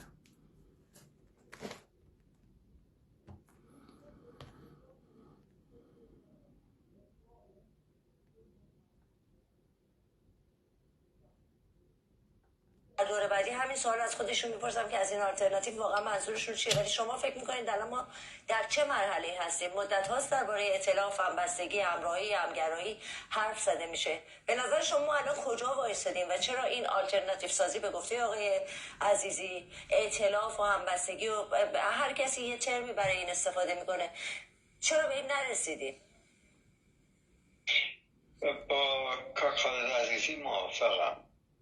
ببینید این جنبش یه مرحله سلبی داره. ما جمهوری اسلامی رو نمیخوایم. هماهنگی هم صدای شعارهای مشترک تو این مرحله خیلی ساده تره. تا وقتی به یه فاز ایجابی میرسیم چی میخوایم؟ اونجاست که این جنبش با چالش‌های روبرو میشه. اونجاست که رهبری باید اون چالش‌ها رو حل بکنه. اون رهبری نمیتونه از یه باور، یه دید، از یه پایگاه حزبی سر در بیاره. این نخواهد تونست که اعتماد یه جامعه کاملا پلورالیست بزرگ 85 میلیون نفری رو به دست بیاره. خب سخنانی که این لاک پشت پیر یا این پیر مرموز پشت پرده یا این پیر بزرگ پرده پنداردار داره مطرح میکنه اینه، به زبان ساده عوامانه اینه. ایشون میگه که انقلاب دو مرحله داره، یا این انقلاب یک مرحله سلبی دارد. مرحله سلبیش اینه که ما جمهوری اسلامی را نمیخواهیم. در این مرحله هماهنگ کردن شعارها، حرکات و سازماندهی‌ها آسونه. اما در مرحله ایجابی که ما چه میخواهیم اختلافات بروز میکنه و کسی که از یک خواستگاه حزبی، باوری و دینی آمده باشد نمیتواند نمایندگی بکند این و برطرف بکند این تضادها را، چون اعتماد عمومی 85 میلیونی مردم متکثر ایران را ندارد. این یعنی چه؟ این اولا یک واقعیت است ولی با هدف باطل. اولا بزرگترین مشکلی که ما داریم همین قسمت ایجابی است که جمهوری اسلامی را به سلبی است که جمهوری اسلامی را نمیخواهیم. ظاهرا این چیزی که اینها دارن عمل میکنن اینه که گویا ما از مرحله سلبی عبور کردیم، همه جمهوری اسلامی را نخواسته و جمهوری اسلامی در خلأ قدرت واقع شده است، یعنی ساقط شده و دستگاه سرکوب جمهوری اسلامی دیگر توان سرکوب ندارد. خب همین رو بررسی میکنیم. ببینید، یک حاکمیت با در دست گرفتن قوه قهریه جمعی و انحصارش نیات و اراده خود را به خیل عظیم مردمان با این قدرت تحمیل می کند. طبق همین خوانشه که مارکس معتقده طبقه اکثریت کارگر برای اینکه بتواند مناسبات عمیق شده سرمایه‌داری را از بین ببرد بایستی قوه قهریه دولتی را تصرف کند و با استفاده از این قوه قهریه دولتی انقلاب خود را در راستای برکندن مناسبات اجتماعی پیش ببرد. شما از نوع انقلابات کلاسیک این گونه برداشت می‌کنی که یا یک جریان توان بسیج عمومی مردم و نیروها را بر علیه حاکمیت دارد، یا اگر ندارد آنچه موجب انقلاب می شود اجماع است بر سر زدن شخص تاجدار مقتدر. جبهه مخالفین تنها دلیل ائتلافم چیست؟ وجود یک شخص تاجدار مقتدر، مثل انقلاب فرانسه، مثل انقلاب روسیه که این انقلاب رو لیبرال ها کردن، انقلاب لیبرالی بود. در مرحله ایجابی تزار رو زمین زدن، فوراً منشعبین از منشویکا که به بولشویکا بودند قدرت قاهره رو و تمامی ارکان این قدرت رو در هم کوبیدند، من جمله قتل عام خاندان رومانوف که بازگشت تزار را غیر ممکن می‌کرد. اما مرحله دوم که مرحله ایجابی است، مرحله بسیار مهمی. این کدام مرحله است؟ این اون مرحله است که شما با جبهه‌ای که تشکیل دادی سر تاجدار رو زدی، خلأ قدرت ایجاد شده، تمام کانونهای اقتدار رو از بین بردی. حالا میشه بازار شام. هر کسی قدرت میخواهد، مثل 57. ببینید خمینی رهبر انقلابی نبود، توان بسیج مردم رو هم در خیابان نداشت و این کار رو ایالات متحده آمریکا براش کرد. اما علی‌رغم اینکه در 9 بهمن یا 12 بهمن 57 اگر درست گفته باشم دولت موقت بازرگان شروع به کار می کند و دولت قانونی بختیار سر کار است، دولت اندر دولت است و این دولت غیر قانونیه، در 22 بهمن 57 با اعلام بی‌طرفی ارتش تازه ما وارد خلأ قدرت، فضای خلأ قدرت میشیم، در صورتی که قبل از اعلام بی‌طرفی ارتش دولت موقت بازرگان داره کار میکنه. یعنی عملا فضای خلأ قدرت نیست، اما فضای خلأ قدرت رو درست میکنن. اینجاست که ما تحلیل کردیم حاکمیت نوپای دولت ایرانی و ارباب آمریکاییش قضیه کردستان رو درست میکنه با بولد کردن و سازماندهی کردن و تجهیز کردن کمله و دموکرات و بر ساختن کمله و دموکرات، تا به بهانه کمله و دموکرات در مرحله ایجابی که آقای شهریار آهی میگه خمینی دارای بازوی مسلح بشود تا تصرف قدرت و قوه قهری اعلا بکند. برای درک این حرفی که من میزنم شما باید رجعت بکنید به مصاحبه و دیداری که رجایی و باهنر با خمینی میکنند. اونجا خمینی به رجایی و باهنر میگه که دیگه همه چیز یک کاسه شد، مجلسی کاسه، قدرتی کاسه، برید ببینم چه کار میکنید و هیچ بهانه‌ای از شما پذیرفته نیست. چرا خمینی این حرف رو اونجا میزنه؟ به خاطر اینکه خمینی چون رهبر کاریزماتیک نبود، چون این ادعایی که میشود که او توان بسیج میلیون ها انسان را داشت، کسی که توان بسیج میلیون ها انسان را داشته باشه بازوی نظامی نمیخواد. ارتش حی و حاضر، صحیح و سالم، تمام ارکانهای دولت پهلوی دست نخورده سر جای خودش بود. همونطوری که ساواک رو یک قبضه گرفتن و تبدیل به وزارت اطلاعات کردن، خمینی نیروی ارتش را داشت با پشتوانه میلیونی مردمی. پس خمینی احتیاج به بازوی نظامی نداشت. اما جریان‌هایی مثل مجاهدین خلق، چریک‌های فدایی و تمام جریان‌های دیگری که از فضای خلأ 22 بهمن 57 استفاده کردند تا مردمانی که از سرکوب رهایی پیدا کرده بودند و از گمنامی در آمده بودند را متعین بکنند و مسلح بکنند، این امکان رو داد که در ماه‌های آینده اینها خمینی را هم خواهند کشت در راستای تصرف قدرت. و همین خاطر خمینی بایستی بازوی نظامی داشته باشه تا بتواند با اینها به مقابله بر بخیزد. این شد که سپاه پاسداران مولود ناقانونی غیر انقلابی نامشروع حرامزاده را از آستین درآوردند، آن هم با بودجه 180 میلیونی غصبی از بیت المال مردم، از دولت موقت ناراضی برای برساختن سپاه پاسداران.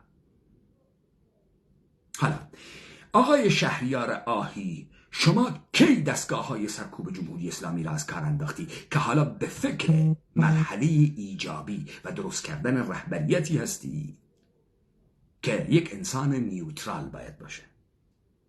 خب حالا همین رو توضیح میدم. مگر شماها نبودید میگفتید ایران رهبر نمیخواد؟ مگر شماها نبودید میگفتید ایران یک شخص قدرتمند نمیخواد، سلطانیزم نمیخواد، استبداد ایرانی نمیخواد؟ ما گفتیم کورپوریشن ایرانی بدون یک چهره مستبد امکان نداره تداوم داشته باشه. فاز سوم دولت ایرانی هم ابدی کردن این چهره سیاسیه. چرا؟ ما شما نمیگفتید دموکراسی میخواید بیارید؟ ما شما نمیگفتید شورای تعاون میخواید بیارید؟ نهاد رهبری میخواید بیارید؟ شورای گذار بیارید؟ الان آقای آهی به شما گفت این نه نهاده نه جمعه، یک فرده که خواستگاه حزبی نداره، مذهبی نداره و جامعه پررال ایران را اعتمادش رو جلب کنه. این جامعه 85 میلیونی پررال ایران در چه چیز مشترک است؟ در یک روایت.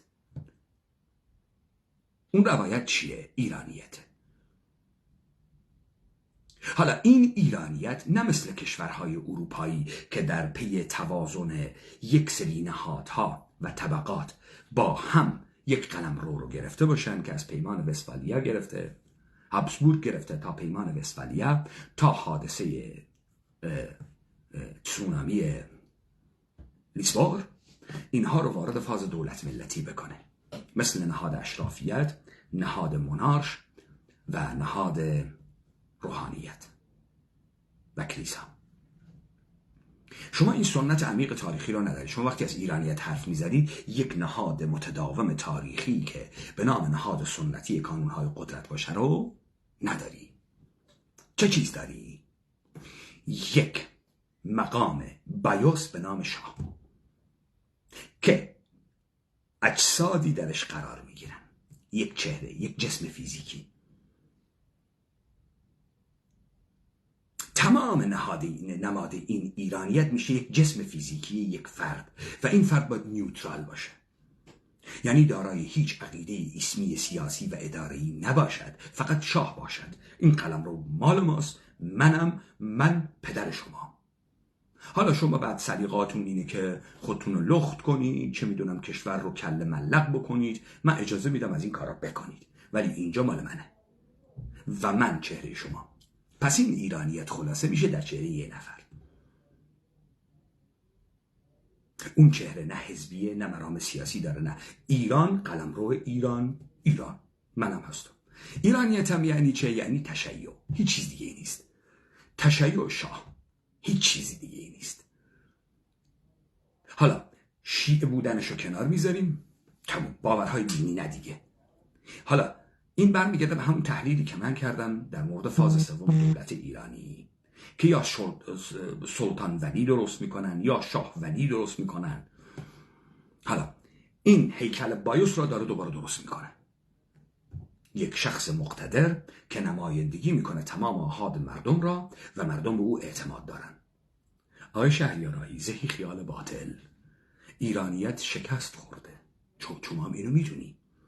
این تلاشی هم که میخوایی بکنی در راستای اینه که شما ظاهراً در تلاش سوم و فاز سوم دولت ایرانی طبق ادعای کذایی از مشروطه تبیین نشده نظری تا نبود شواهد عینی مادی ادعا بکنی که یک دولت ملی با اراده ملت مردم ایران درست کردی.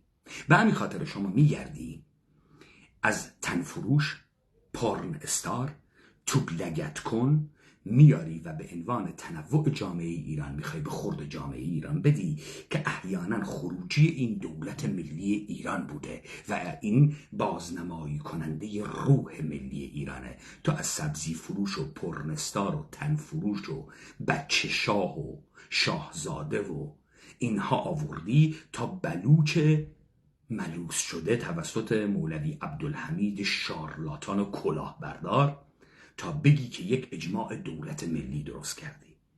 تو بعد از 100 خورده سال که ما گفتیم آنچه در ایران سوار است یک کمپانی است، یک کورپوریشن است و بازنمایی کننده هیچ ملتی نیست به نام ملت ایران و ما هیچ ملتی به نام ملت ایران نداریم و این پروژه شکست خورده و شما هم چون میدونی شکست خورده، حالا در تلاش بیپایانی که برای اولین بار یک نمایش مضحک از دولت ملی بسازی. به همین خاطر از سبزی فروش و رمال و پورن استار و اینها استفاده میکنی که اینها تنوعات جامعه ایرانن تا توپ لگت کن. این اون پروژه است. ما این پروژه رو زدیم آقای آهی. خیلی قبل از این که تو حرکت بکنی ما اینها رو زدیم. آقای آهی وقتی این پیکاکا می اومد و می گفت که ما خلقهای دموکراتیک درست میکنیم، یعنی این که میایم تنوعهای مختلف رو برجسته میکنیم و به اینها میگیم خودتون رو خودمدیریت بکنید و این تنوع و تکثرها ختم بر فرق سازی، اون هم از نوع تصوفی میشد که همش به دامان تشیع یهودی هندی میافتاد، من جمله فرقه ادویی شیخ هادی آمری که بهش میگن ایزدی تا علویه، تا شیعه‌گری، تا نقشبندیه، تا قادریه و تا الا ماشاءاللهی که پکاکا داره میکنه و پکاکا میگه ما با دولت ملت کاری نداریم. بذارید من یه مثال بزنم و این رو توضیح دادم. در منطقه کرمانشاه شما تنوعات مختلف فرقه‌ای دارید. در یک منطقه خاصی به نام دالاهو و سرپل ذهاب شما عملا شاهد سنی ها، شیعه ها و اهل حقیقه هستید. پکاکا میاد اهل حقیقه رو برجسته میکنه، بهشون سکت و مرام دوگمه فرقه‌ای میده، به سنی ها همین کارو میکنه، به شیعه ها همین کارو میکنه. حالا این ستا با هم دشمن همدیگه میشن در یک جغرافیای به هم تنیده، به هم چسبیده و از هم متنفر و هرچه بیشتر دوگمتر میشن. ولی اساس همکاری اینها و تشکیل دادن یک جامعه بزرگتر، داشتن یک بازار بزرگ برای نبود تعرفه، رفاه و زندگی، چه چیزی این رو ممکن میکنه؟ یک قدرت قاهری که میتواند بر ما بقیه به عنوان چسب عمل بکنه و اینها رو در کنار یک دیگر علی رغم تضادهایی که با هم دیگر دارند حفظ بکنه و همین تضادهایی که اونها با هم دیگر دارن اون رو قدرتمند بکنه. پکاکا مأمور دولت ایرانه تا جامعه ما را منفک بکنه، در تضاد درگیر بکنه، با هم دشمن بکنه و عامل این صلح رو دولت ایران تعریف میکنه. آقای شهریار آیین، ما اینها رو زدیم. پکاکا هیچ جایی تو سرزمین ما نداره. یک مشت مزدور کرایه‌ای. هر جایی هم پول خرج بکنی در هر جامعه یه مشت کارمند گیرت میاد برای هر شغلی. در جامعه ما هم گیرت میاد البته، اما به صورت عمومی نه عمق اجتماعی دارند نه قدرت انقلابی. میدونی قدرت انقلابی چیه آقای شهریار آیین؟ در این اعتراضاتی که دولت ایرانی داشت نشون میداد ما یاران آخذی داشتیم. ما میتونستیم یارانمون رو بفرستیم وسط 200 نفر جمعیت از نقاط مختلف شعارهایی مثلا بگن زنده باد پیمان حیدری، زنده باد آخذ کردوار. من اجازه ندادم این کار رو بکنم چون این عملیات چریکیه. این قدرت ما رو نشون نمیده. متن اصلی ما فتح مؤسسات، تعین بخشی به مردم، بازگرداندن تمامی قدرت برای کسانی است که خود را روایت میکنند. این همین کار رو کردن مردم در مهاباد، در اشنویه، در سندش و در جوانرود. دولت ایرانی میداند آخذ کردوار سربخو قدرت انقلابی، قدرت مردمی دارد. حضور هزاران نفری و فتح مؤسسات کار ما بود. به همین خاطر ما احتیاج به نمایش چریکی نداریم. این دولت ایرانی را میترساند، شما را میترساند و ایادی سخیفترش مثل کموله و دموکرات و پکاکا را نابود کرده. ما خیلی پیشتر از اینها اینا رو دیبیت کردیم که شما میگید. به همین خاطر فقط ما توان نقد شما رو داریم و فقط ما با شماها جنگیدیم و شماها رو باطل کردیم. شما قبل از اینکه حرکت بکنید باطل شدید. به همین خاطر نتونستید نمایشاتون رو پیش ببرید. این یکم نمیتونید پیش ببرید. حرفاتون رو من میفهمم، دیگران نمیفهمن. حالا تو میخوای از اول دولت ایرانی بسازی و اسمش رو دولت ملی بذاری. پس اینی که الان تو داری میسازی دولته، نه اداره حکومت. دولته یعنی خود ساختار استیت ایرانه. این خیلی بزرگتر از تحزب و فرقه و این هاست. این نیوتراله. این قدرتیه که قدرت نظامی تمامی قهر و تمامی ثروت رو در دست داره. حالا اینه که میده یه مشت کارمند بیان اداره بکنن. این کارمندها از کجا میان؟ از درون حزب و فرقه و جریان میان. این قدرت تمامیت اون زور رو در دست داره. تو اینو میخوای برجسته کنی بسازی، نه حزب نه فرقه. پس حزب دموکرات میشه مالکش این قدرت. حزب دموکرات در مقابل این هیچ نیست و این نیوتراله. نه بلوچه، نه ترکه، نه عربه، نه فارس کذاییه، نه گیبازه، نه هموسکشواله، نه زنبازه. این قدرت نیوتراله. تو اینو میخوای بسازی. به همین خاطر میری گلشیفت فراهانی غیر سیاسی دستگاه پروپاگاندای جمهوری اسلامی، زهرا امیر ابراهیمی سکس لو رفته، حامد اسماعیلیون زن مرده، علی کریمی توپ لگت کن، زهرا امیر ابراهیمی، اینا رو میاری که بگی که ببین ما که نمیتونیم 85 میلیون مردم ایران رو بیاریم نشون بدیم بگیم اینها تکثره، اینا دارید میبینید اراده مردم اینها آورده، ما این کار نمیتونیم بکنیم، میریم گلچین میکنیم، سرسازی میکنیم. این جامعه دزدم داره، تنفروشم داره، چه میدونم مبتذلم داره، مفتضحم داره، همه اینها شما الان ریوندی رو باید بیاری، دنیا جهان بخت رو باید بیاری، ندا یاسیرم میاری حتما در این روزها، پرژن پله حتما یادتون نره، یک پرنستار بین المللی، خانم آیلار دیانتی خواننده میس ورلد نروژ، یک پرنستار جهانی، اینا رو بیاری، تماما نمایندگی میکنن این مردم رو. شما میخواید اینو بگید، بعد بگید دیدید ما در هزاره سوم در 2023 دولت ملی ایران درست کردیم با تمام تکثرهای ایران. خالد عزیزی عبدالله مقتدی رو آوردیم کرد باز، مولوی عبدالحمید دجال رو آوردیم بلوچ باز،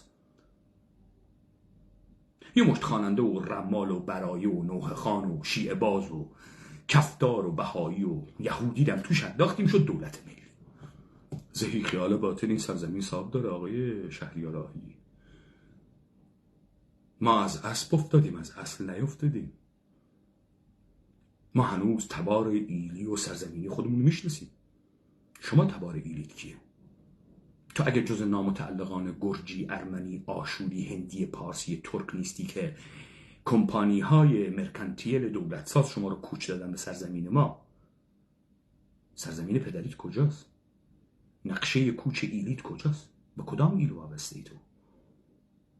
گستره سرزمینی که توش زندگی میکرده کجا؟ تبار سرزمین تو رو کن، برادریت رو ثابت کن، بعد ادعای ارث کن. آقای شهریار آهی، مرتیکه مرموزه در پشت پرده بانکدار یهودی، هیچ باور کن شما هیچی نیستی. شما فکر میکنی مردم ما پخمن چون دور و برت و جامعه آماریت پخمن. شما تو جامعه فک فامیل نداشتی. مردمان اصلی این سرزمین رو ندیدی.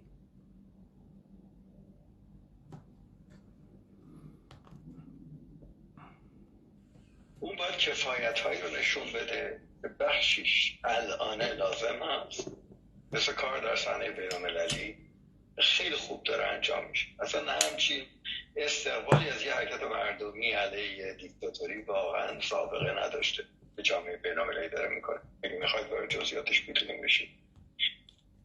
یک کفایتی باید خودش نشون بده، مثل کار در سطح بین‌المللی.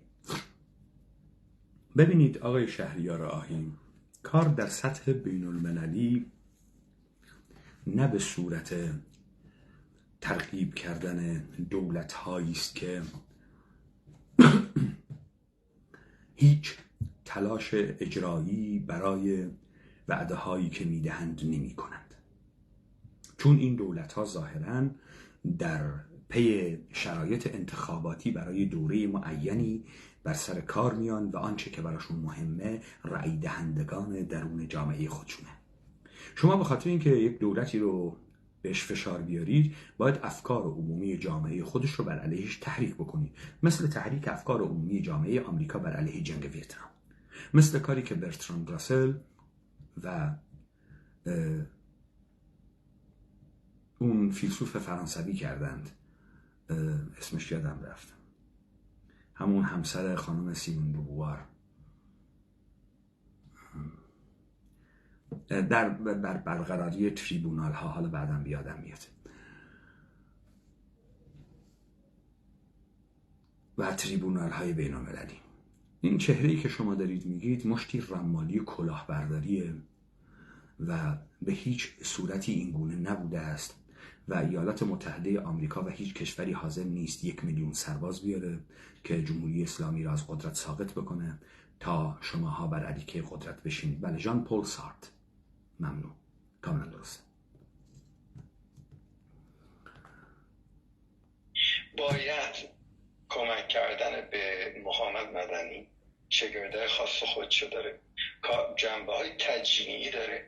تدبیر میدانی با میدان البته در داخل کسی نمیتونه به اون کمک بکنه، ولی تجمیعش در خارج خود شما دکتر ثابت توی رسانه ها خیلی کمک میکنه برای خبررسانی از یک گوشه به یک گوشه دیگه، تحلیل های مشترک بخشی شما. خب اینجا یه حرف بسیار مهمی زد. گفت شما خانم ثابت کار بسیار مهمی میکنید برای اینکه خبرها رو از گوشه به گوشه دیگر میبرید و تحلیل های مشترک. خب این نکته مهم بود. ببینید من بهتون گفتم تمام این چهره هایی رو که به تلویزیون های مختلف میبرن، از BBC تا وایس آف آمریکا تا من و تو تا ایران اینترنشنال، چهره های مختلف با خاستگاه های مختلف، با نام های مختلف، با اتیکت و برچسب های مختلف، از کارشناس و استراتژیست و چه میدونم خیر و ریش سفید و اصلاح طلب و زنباز و هموسکشوال باز و قوم باز و کرد باز و کفتر باز، همه اینها یک مسیر رو طی میکنن، یک تحلیل رو ارائه میکنن، یک خروجی دارند.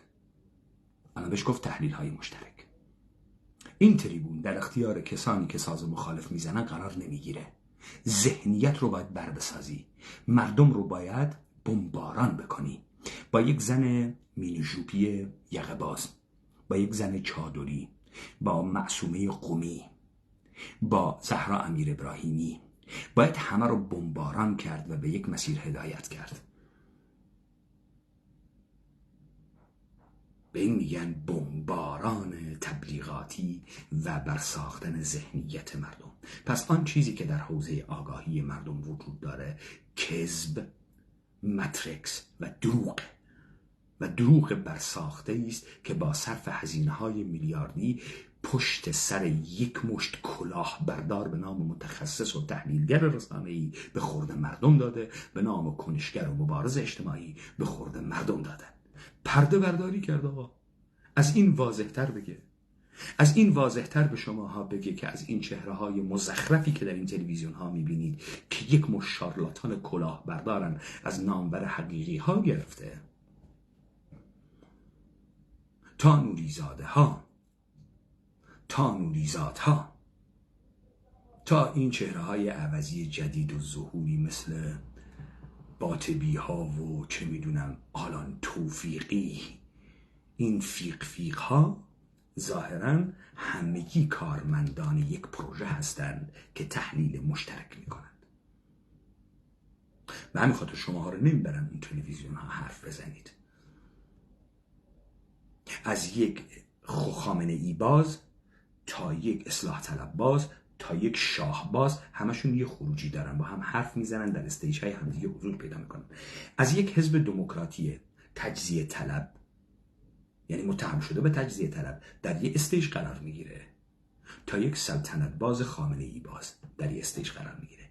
خروجی یه چیزه، حفظ تمامیت سیستم دولت ایرانی و تداومش و غیب کردن مردم با قصه های شهرزاد قصه گو، با عجیمجیلا ترجی، با اورادخانی در بیخوش مردم، با رمالی فال قهوه، کف بینی، اینا همش رمالیه تا مردم رو غیب بکنن.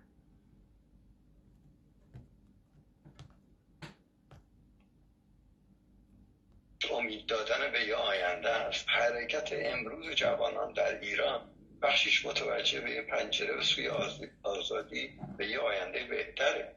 اون آینده بهتر رو کارآفرینان ایرانی، نوآوران میتونن نشون بدن در چه دنیایی اون جوونا میتونن زندگی بکنن. و آخرش یه کار سیاسی هست.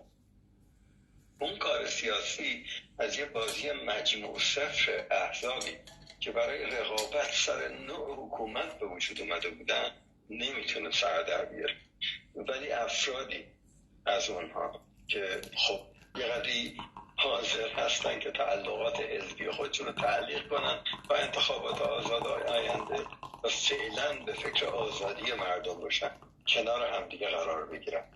چهرهایی هم که گفتین حضورشون مهمه، کاری که اونا در صحنه بین‌المللی میکنن توجهی. خب الان تیر خلاص رو زد من باب اطلاع متوهمین حزبی که فکر میکردن حزبشون میره و قدرت میگیره و اینها مثل اتحادیه میهنی و مثل پارت دموکرات کردستان عراق بر خوان یغمای این سرزمین میفتند و اربابی میکنند و دزدی میکنند و حال خوبی خواهند داشت. آقای شهریار آهی این لاک پشت یا این روباه پیر یا این کفتار پیر آب پاکی رو دستشون ریخت. اولا اون شخصی که نیوتراله یه سری کفایت ها داره، کفایت های بین المللی داره، موافقت های بین المللی رو جذب میکنه. بعد یک بخش از این جنبش امید به آینده است، امید به آینده ربط به زندگی اقتصادی مردم داره، لذا یک مشت کار آفرین هم میارن.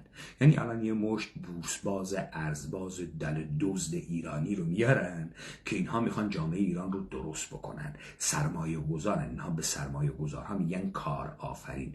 این لغت رو یه مشت نئولیبرال درست کردن که بولد کردن در جامعه قشنگ تزریق بکنن تجاوز رو به جامعه.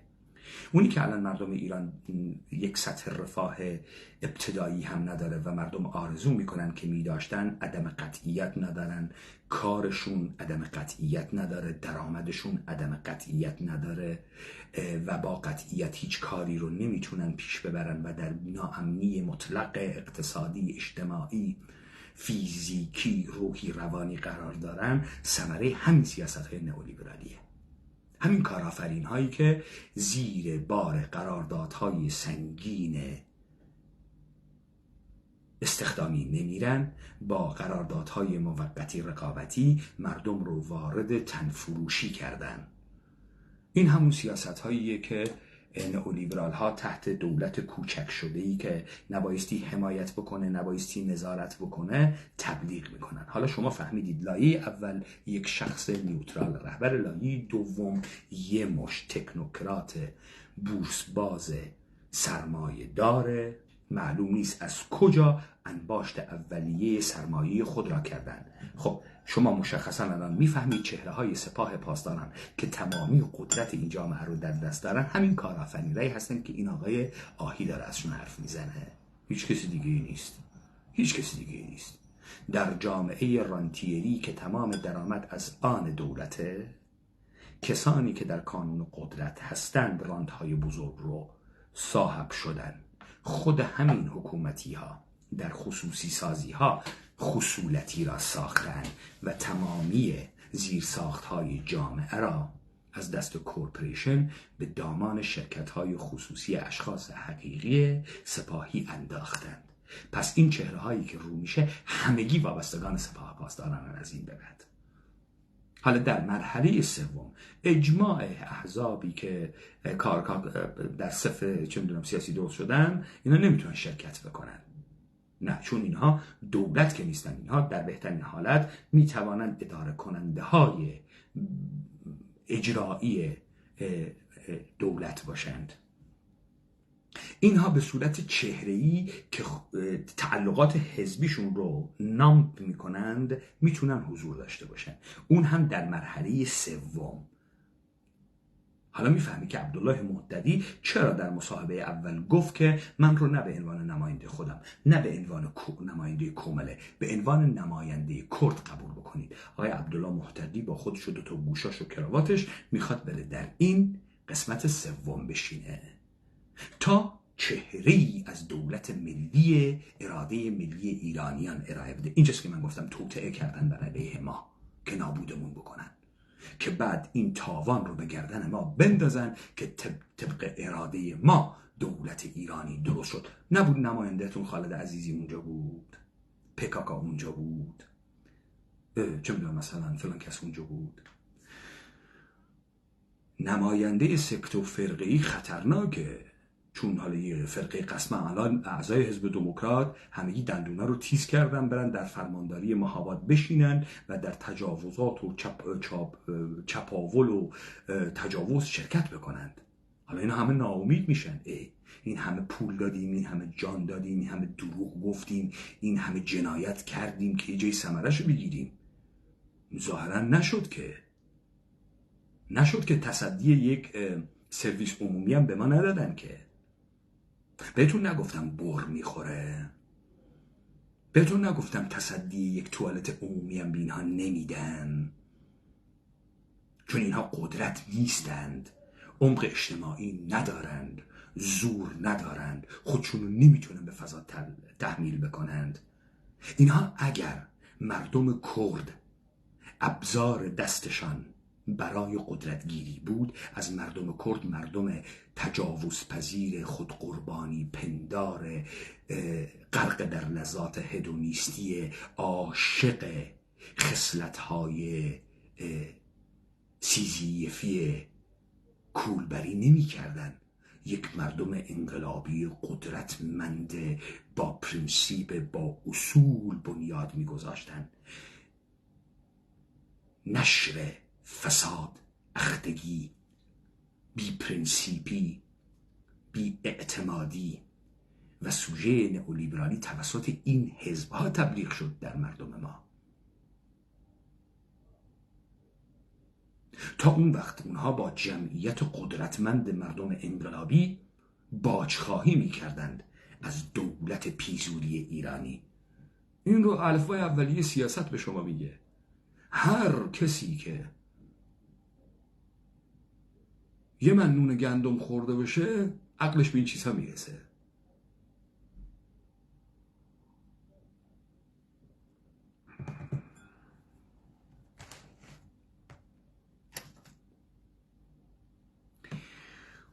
آقای ابراهیم محمودی، نحوه مقابله با ما پررو بودن نیست. پررویی و حطاکی که تو میکنی نسبت به ماها واقعیت رو عوض نمیکنه. من به تو قول میدم شما به تصدی توالت هم نمیرسی. من به تو قول میدم شما توسط مردم کرد کتک هم میخوری. بهت قول میدم. لجاجتی که میکنی، اصرار بر بلاهتی که میکنی خودت رو ناامید میکنه، خودت رو به پرتگاه میفرسته. ببینید من الان دیگه دلیلی نداره که شماها رو مورد خطاب قرار بدم با الفاظ برنده. اثبات شد تمام حرفایی که در موردتون زدم. شما بودید که مبارزات بدون خشونت رو میگفتید که انقلاب میشه. شما دیروز مورد اصابت موشک قرار گرفتید و جواب ندادید، نمایش دادید، جنازه نمایش میدید. ولی امروز اعتراف میکنید که با اعتراضات و سوت و چک زدن و وسط خیابون غر دادن هیچ حاکمیتی به زیر کشیده نمیشه. خودتون دارید اعتراف میکنید. چرا از بلاهت خودتون عقب نشینی نمیکنید؟ باور کن به ضررتون تموم میشه.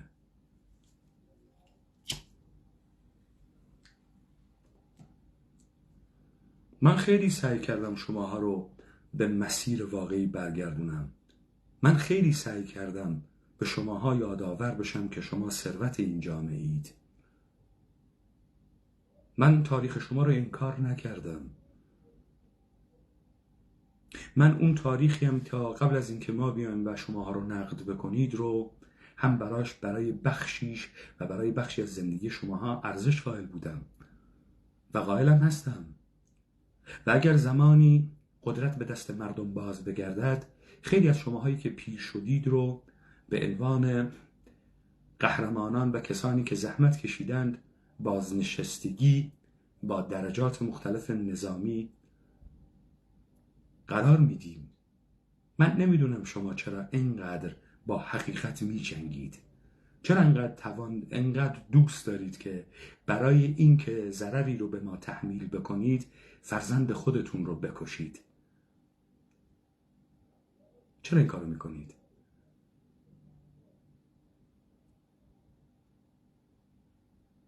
الان ثابت شد تمام حرفایی که من در موردتون زدم درست بود. شما وقتی دلیل و استدلال و منطق درت کار نمیکنه باید از گرز استفاده کرد. باید با زبان زور باید حرف زد. من هم مخاطبم جامعه بود. شما داشتید جامعه رو نابود میکردید. باید شماها رو نابود میکردم. باید افکارتون رو نابود میکردم. الان که دارم در نهایت آرامش باهاتون صحبت میکنم به خاطر اینکه هر آنچه گفته بودم متحقق شد. من گفتم دولت ایرانی خرجتون میکنه. و خرجتون کرد. شما با چه پولی خالد عزیزی رو وادار میکردید بیاد خالد عزیزی کبوترباز، جامعه مدنی باز، بابا کرم رقاص، جبهه متحد کرد باز، اصلاح طلب، مبارزات مدنی باز رو به این فاز برسونید که اعتراضات خیابانی 10 سالم طول بکشه یک رژیم سیاسی را ساقط نمیکنه. چه چیزی بیشتر از این میخوای آقای وابسته به حزب دموکرات؟ چرا انقدر اصرار داری کشته بشی بی هیچ ثمری؟ چرا میخوای یه چهره دهاتی دوگم از خودت ارائه بدی؟ شما که در کشورهای اروپایی زندگی میکنید، دنیا رو دیدید، برای خودتون هر کدوم تجربه هایی دارید، چرا انقدر اصرار دارید رفتارهای دهاتی بکنید؟ چرا میخواید مردم ما رو شکست خورده جلوه بدید؟ آقای حزب دموکرات، من 7 سال پیش گفتم که دولت ایرانی برای اینکه فاز سوم دولت خود را به پایان ببرد تأییدیه کرد قومی شده را میخواهد. بدون تأییدیه کرد قومی شده دولت ایرانی صورت نمیگیرد. من 7 سال پیش گفتم تنها مردمی که در خاورمیانه توان امپراتوری سازی را دارد کرد قومی شده است. به همین خاطر دیدی که این پروژه رو با کرد قومی شده آغاز کردم و من درست حمله کردم به جامعه مدنی، به احزاب منتسب به PKK و درست حمله کردم زمانی که شما جرأت نداشتی غرق در تبلیغات جهانی و زنبازی کوبانی بودی. من کوبانی را کوبیدم چون من میدونستم پروژه چیه. حالا هم دیدی که من به اینها و ما آخیزیان داریم اینها رو شکست میدیم و شما شکست خورده هایی. شما قبل از اینکه وارد پروژه بشی ما دم شما رو تو جامعه چیدیم، گفتمانتون رو زدیم.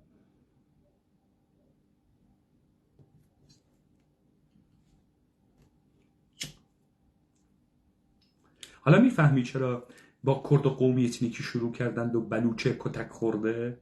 حالا باید بلوچ کتک خورده و قوم اتنیکی شده بیان در این اجماع دولت ملی جدید شرکت بکنن با دجالی مثل مولوی عبدالحمید. دیدی ما دوچار این توهم نشدیم، ولی شماها هنوز تو توهمید.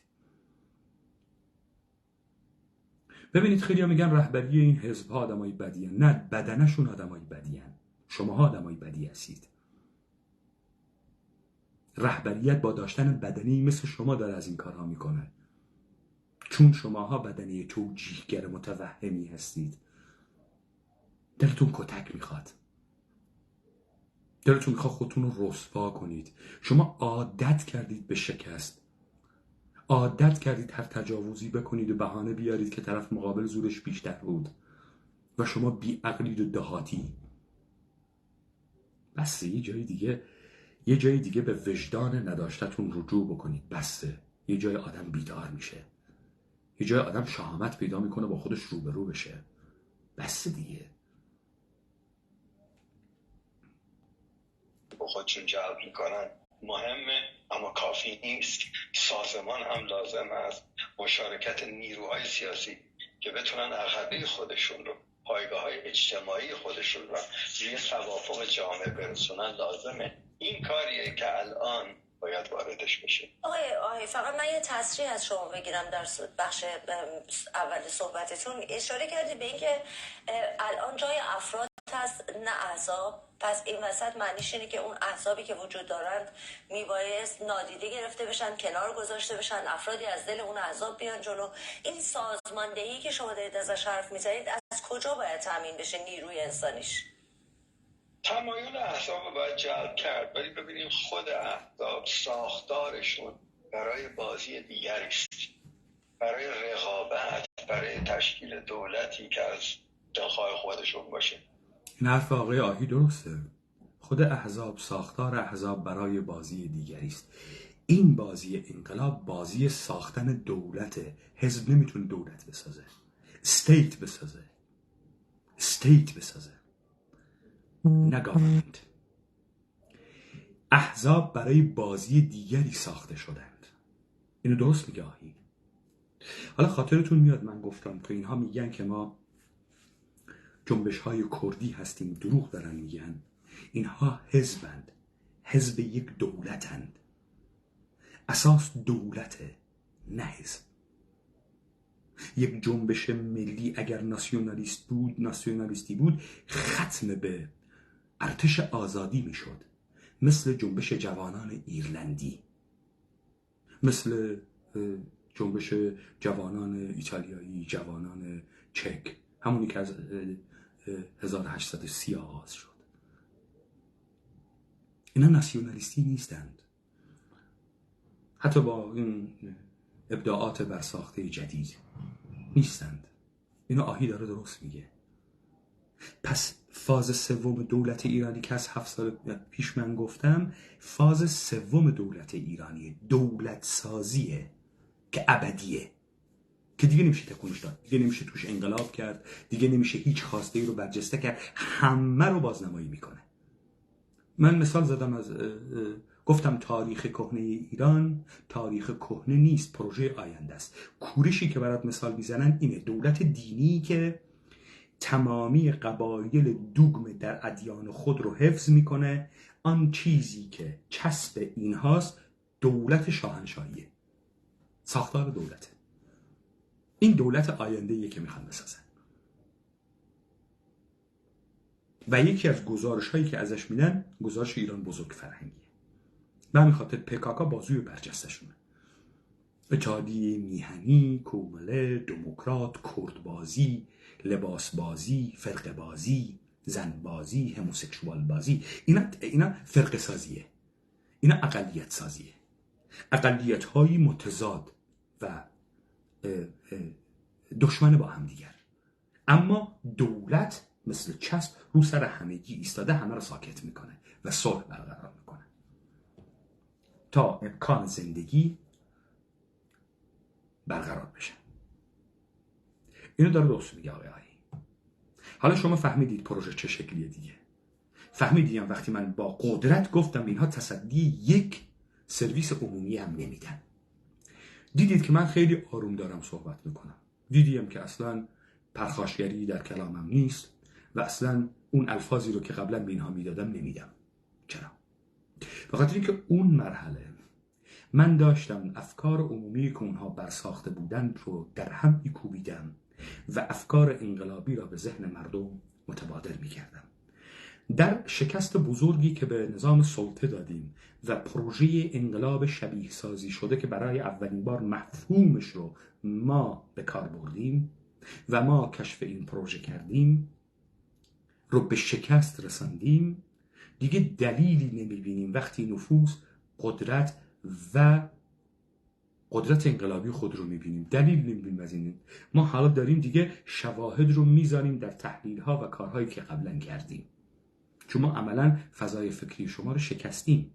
اینجایی هم که دارم خواستگاه های مختلف چهره هایی رو که برجسته میکنن میگم تا میزان سخافتی که به سخره گرفتن جامعه میانجامه تا یک دولت فیک کذایی که بازنمایی نمیکنه هیچ بخشی از جامعه سرزمین ما رو به رختون نشون به رخ شما بکشونم، بهتون نشون بدم که اینها چطوری دارن شماها رو مسخره میکنن، چطوری دارن بهتون توهین میکنن، چطوری دارن با عظمت و بزرگی مردم ما بازی میکنن. عجب عجب.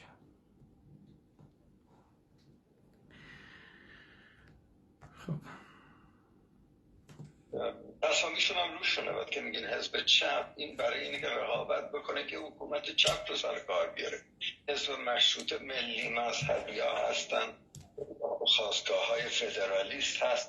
خب بسیار عالی، راست میگه. شما وقتی میگی حزب چپ، طرف قرار 4 سال بیاد با سیاست های حمایتی از قشر محروم جامعه مثل چه میدونم آموزش پرورش همگانی، بیمه، از این حرفا بیاد یه مدتی اداره امور یا مؤسسات رو در دست بگیره. این با ساختار دولت فرق میکنه. به همین خاطر در آخذنامه کردان آخذیان آمده ان اساس برساختن دولت را که مهمترین پدیده در یک سرزمین مشخص میکنه. اولا میگن که این قلمرو ساختگی و خطکشی شده توسط نظام سلطه جهانی و نظم بازاریه. آخذیان این رو میگن و میگن چگونه این بازار جهانی را بست و گسترش دادن و چگونه کانونهای نظارتی سیستماتیک رو بر اینجا سوار کردن، چگونه شهرها را ساختن تا امکان بازار جهانی را ممکن بکنن در سرزمین ما. اینجاست که شما میفهمید حرکت آخذ در راستای نابودی پروژه دولت سازی در سرزمین ما و از بین بردن مردمان ما که این دولت ساخته نمیشد الا با بی همه چیز کردن و هیچ و پوچ کردن مردمان سرزمین ما، بی هویت کردن، دچار بحران هویت کردن و در شرایط انباشت بدوی قرار دادن و اونها رو از شرایط عینی کار دورتر کردن و اونها رو کوچک کردن تا طرف خود رو خار و خفیف و کوچک بپنداره و به یک رفاه بسیار سطحی ابتدایی، یک آزادی امنیتی ابتدایی هم تن بده، نه به تمامیت قدرت خود، نه به تمامیت مالکیت خود. اما همین مردم نمیدونه که همین رفاه حد اقلی مستلزم کارهای بزرگ سیاسی است و برکندن تمامی مناسبات موجوده تا او حداقل بتواند یک شغل دائمی با یک درآمد مکفی داشته باشه که حداقل ها یک زندگی رو بهش بده، وگرنه همین هم امکان پذیر نیست. ما نمیدانیم که در این کره خاکی 8 میلیارد خورده‌ای قسمت اعظمیش گرسنه نمیخوابه، قسمت اعظمیش در گتوها و در شرایط پست غیر انسانی داره زندگی میکنه، قسمت بسیار اعظمیش در شرایط حیوانی داره زندگی میکنه. برای درک این شما میتونید رجعت بکنید به گزارش وضعیت طبقه کارگر در 1840 فریدریک انگلز از بریتانیا. همین رو تطبیق بدید با شرایطی که امروز شهرهای خودتون هست، در جهان امروز هست. شما برید مطالعه بکنید، وقت میفهمید که اوضاعی که درش قرار گرفتید چقدر وحشتناکه. به همین خاطر آخذیان اساس دولت یا کورپوریشن رو مورد حمله قرار دادن و ثابت کردن که این یک برساخته نظم جهانی است، یک مشت مأمورن که دارن یک کمپانی بازرگانی رو اداره میکنن و منابع طبیعی، منابع زیرزمینی سرزمین ما رو تاراج میکنن، مردم ما رو از اصلیت میندازن و تبدیل میکنن به توده های رام شده آماده استثمار بی همه چیز هیچ و پوچی که لهله میزند برای پیدا کردن یک بازاری که خود را درش بفروشد، تنش، فکرش، نیروی کارش رو بفروشه. به همین خاطر در دوران متأخر شما شاهد کوچ 10 میلیونی مردمان سرزمین ما در قسمت قلمرو شده ایرانیت یهودی هندی بودید. اینجاست که فاز سومشون، حالا اونجایی که ما گفتیم مشروطه کذایی ساخته دروغین و جعلی، اونجایی که ما به پارادایم شیفت 57 میرسیم تا اساس و قوام این قلمرو رو شکل بدن تحت نام ایرانیتی که نتوانستن، فاز سوم میخواهند ایرانیت را مانا بکنن با عنوان تکثر، وحدت در کثرت. ما اینا رو همه گفتیم قبلا. شما خنثایید، نابود شدید، به همین خاطر تنها خوف دولت ایرانی از ماست و میترسه. همین حرکت هم که بهش گفتیم حاکمیت دولت ایرانی را به اشتباه میندازیم و اشتباه میکنه، خود رو نابود میکنه و تمامی ایادی خود رو خرج میکنه، این بود. حالا دولت ایرانی با عجله کاری کرده، رو اره نشسته، نمیتونه جلو بره، نمیتونه عقب بره، لذا میاد مزخرفترین تاکتیک رو انتخاب میکنه. حالا بیایم صورت دولت ملی بسیار مزخرف آبکی که هیچی ازش نمیاد بیرون. بایدم بدونید شازده رضا پهلوی هیچ کار از اون شخص شازده رضا پهلوی نیست. الان چیزی که مهمه اینه که ما تثبیت بکنیم این هیکل سیاسی یک فرد نیوترال را بعدن درش مشتبه رو میذاریم. رضا پهلوی عددی نیست، از روز اول هم هیچی نبوده. اینو بعدن اون سلطنت طلبا میفهمن. حالا شما میفهمی چرا رضا پهلوی را از همون روز اول گروه سرش ماروندن، گفتن تو رهبری نیوترال باش، حزب سازی نمی‌کنی. یه مشت انتر آوردن مثل فولادوند و مثل سکویی و مثل نمیدونم کی، اینا پادشاهی بازن از رضا بدشون میاد. مثل امید دانا پادشاهی بازن از رضا بدشون میاد. پس این پادشاهی کیه؟ این رضا نیست حتما. این بعدن حالا میگن خب حالا که پادشاهی چیز خوبیه، نماد ایرانیت آق مجتبی رو میندازیم توش. چرا؟ چون وزن مجتبی اصلا بیشتره و میتونه وحدت سرزمینی رو حفظ بکنه. قدرت هم داره، پول هم داره.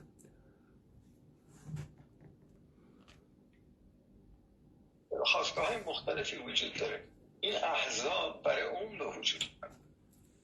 احزاب برای یک کار جامع مشکلاتی که پیدا میکنن دوگانه است و اینو بارها از نمایندگان خود این احزاب دیدیم. مثلا اتحاد جمهوری خواهان میگوید که سیاست ورزی مشترک نمیتونیم بکنیم با هم دیگه، یا بعضیا میگن بلوکی رو که درست کردیم تضعیف میشه که بریم جای دیگری کار مشترک انجام بدیم. خب آقای آهی، همین معضل رو برای اون قسمت سلبی هم دارید دیگه. و چطور شما فوراً عبور کردی از حاکمیت جمهوری اسلامی؟ تو که هنوز ابتدای راه هم نیستی. چطور شما به بخش ایجابیش رسیدی؟ دستگاه سرکوب جمهوری اسلامی رو کی از بین میبره؟ این اون سوال بسیار مهمی که پاسخ نمیدی. پاسخش اینه: این پروژه انقلاب پروژه خود بیت رهبری و ارباب آمریکاییشه. وقتی که تو نمیگی کی داره دستگاه سرکوب از بین میبره، حزبام که نمیتونه با هم سیاست مشترک داشته باشن، رو قسمت همین سلبیش هم با هم هنوز جبهه مشترک تشکیل ندادن سر تاجدار رو بزنن. ما به خلأ قدرتم نرسیدیم.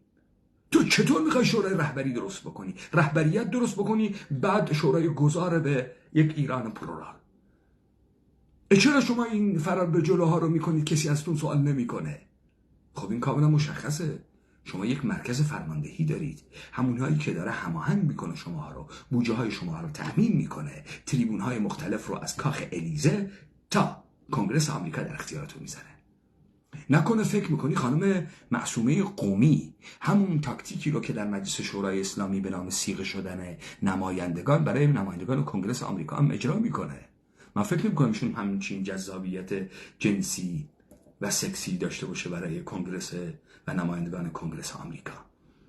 فکر نمی کنم. کی داره شما را هدایت میکنه؟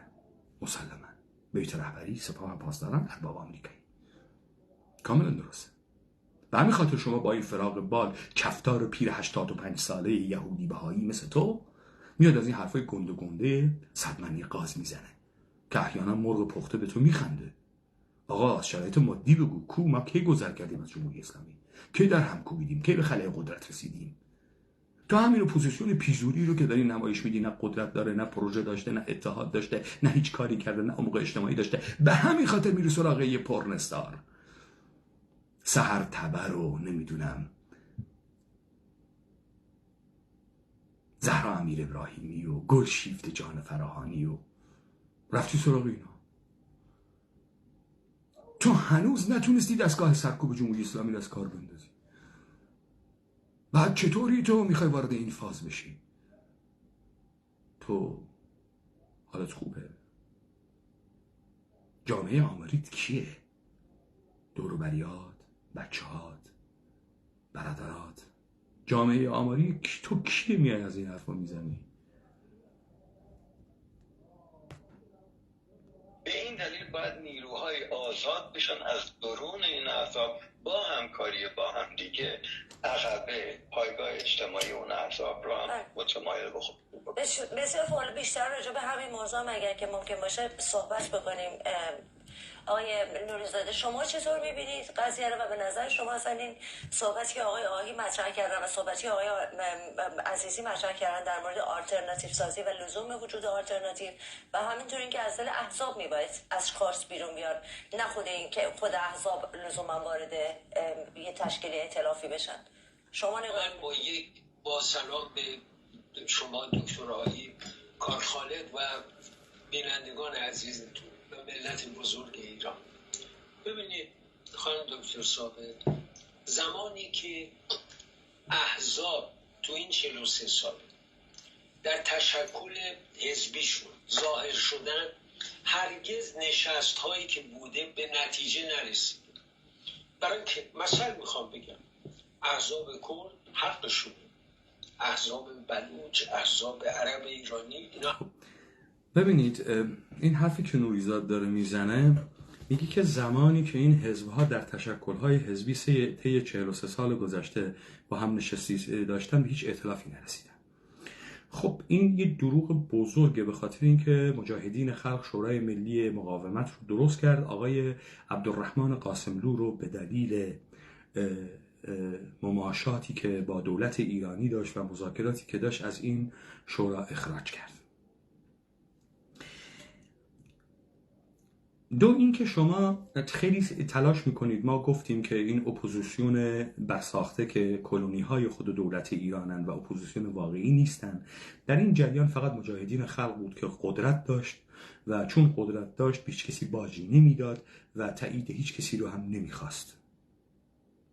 ما بقیه همه خواستگاهشون جمهوری اسلامیه و جمهوری اسلامی تأمین مالی میکنه اینها رو به صورت غیر مستقیم و مستقیم و کاری هم که از ناکارایی اینها میخواد نشون بده اینه که خروجیش میشه این که یک خانمی که فیلم رابطه شخصی جنسیش رو برملا کردند، اون هم تماشاچیاش مردم بودن و ظاهرا مردم جامعه ما بودن، رو برای شما تبدیل میکنن به چهره تأثیرگذار وطنی. یکی که کارش سر و کارش با چمن و توپ و فوتبال و نمایش دادن و پشتک زدن و وارو زدن و تو گلش زدن و اینها بوده و از این منظر یه پولی به جیب زده یا آدم احمق، این میشه نماینده مردم ایران. ببینید در این جامعه وقت انسان فرهیخته، انسانی که به تضاد رسیده باشه، انسان فرهنگی، انسان مبارز وجود نداره. اینا میگن نداره. چرا نداره؟ چون در رسانه های اینا غیبه، چون اینها معرفیش نمیکنن، چون جمهوری اسلامی نه در کانال 1 کانال 2 نه در روزنامه های مختلف همشهری و اعتماد و فلان و بیسان اینها رو به عنوان روزنامه نگار و نخبه و مبارز و اینها، نه به عنوان چهره های زندانی مثل نوریزاد و نسرین محمدی و اینا رو نکرده، اکبر گنجی و معتصبین و اینها رو نکرده. وقت شما انقلابیون واقعی و رهبران واقعی رو نمیشناسید. این جامعه نداره. این جامعه مشت مردمان سرخوش مست دائما کتک خورده مورد تجاوز داره که در بهترین حالت اونهایی که رپرزنت میکنن یه مشت سلبریتی تبلیغ کنه اینستاگرامی هن. طرف برمیگرده میگه که من 16 رو انتخاب کردم، تو کی رو؟ من برای زیبایی پوستم، فراغ خیالم،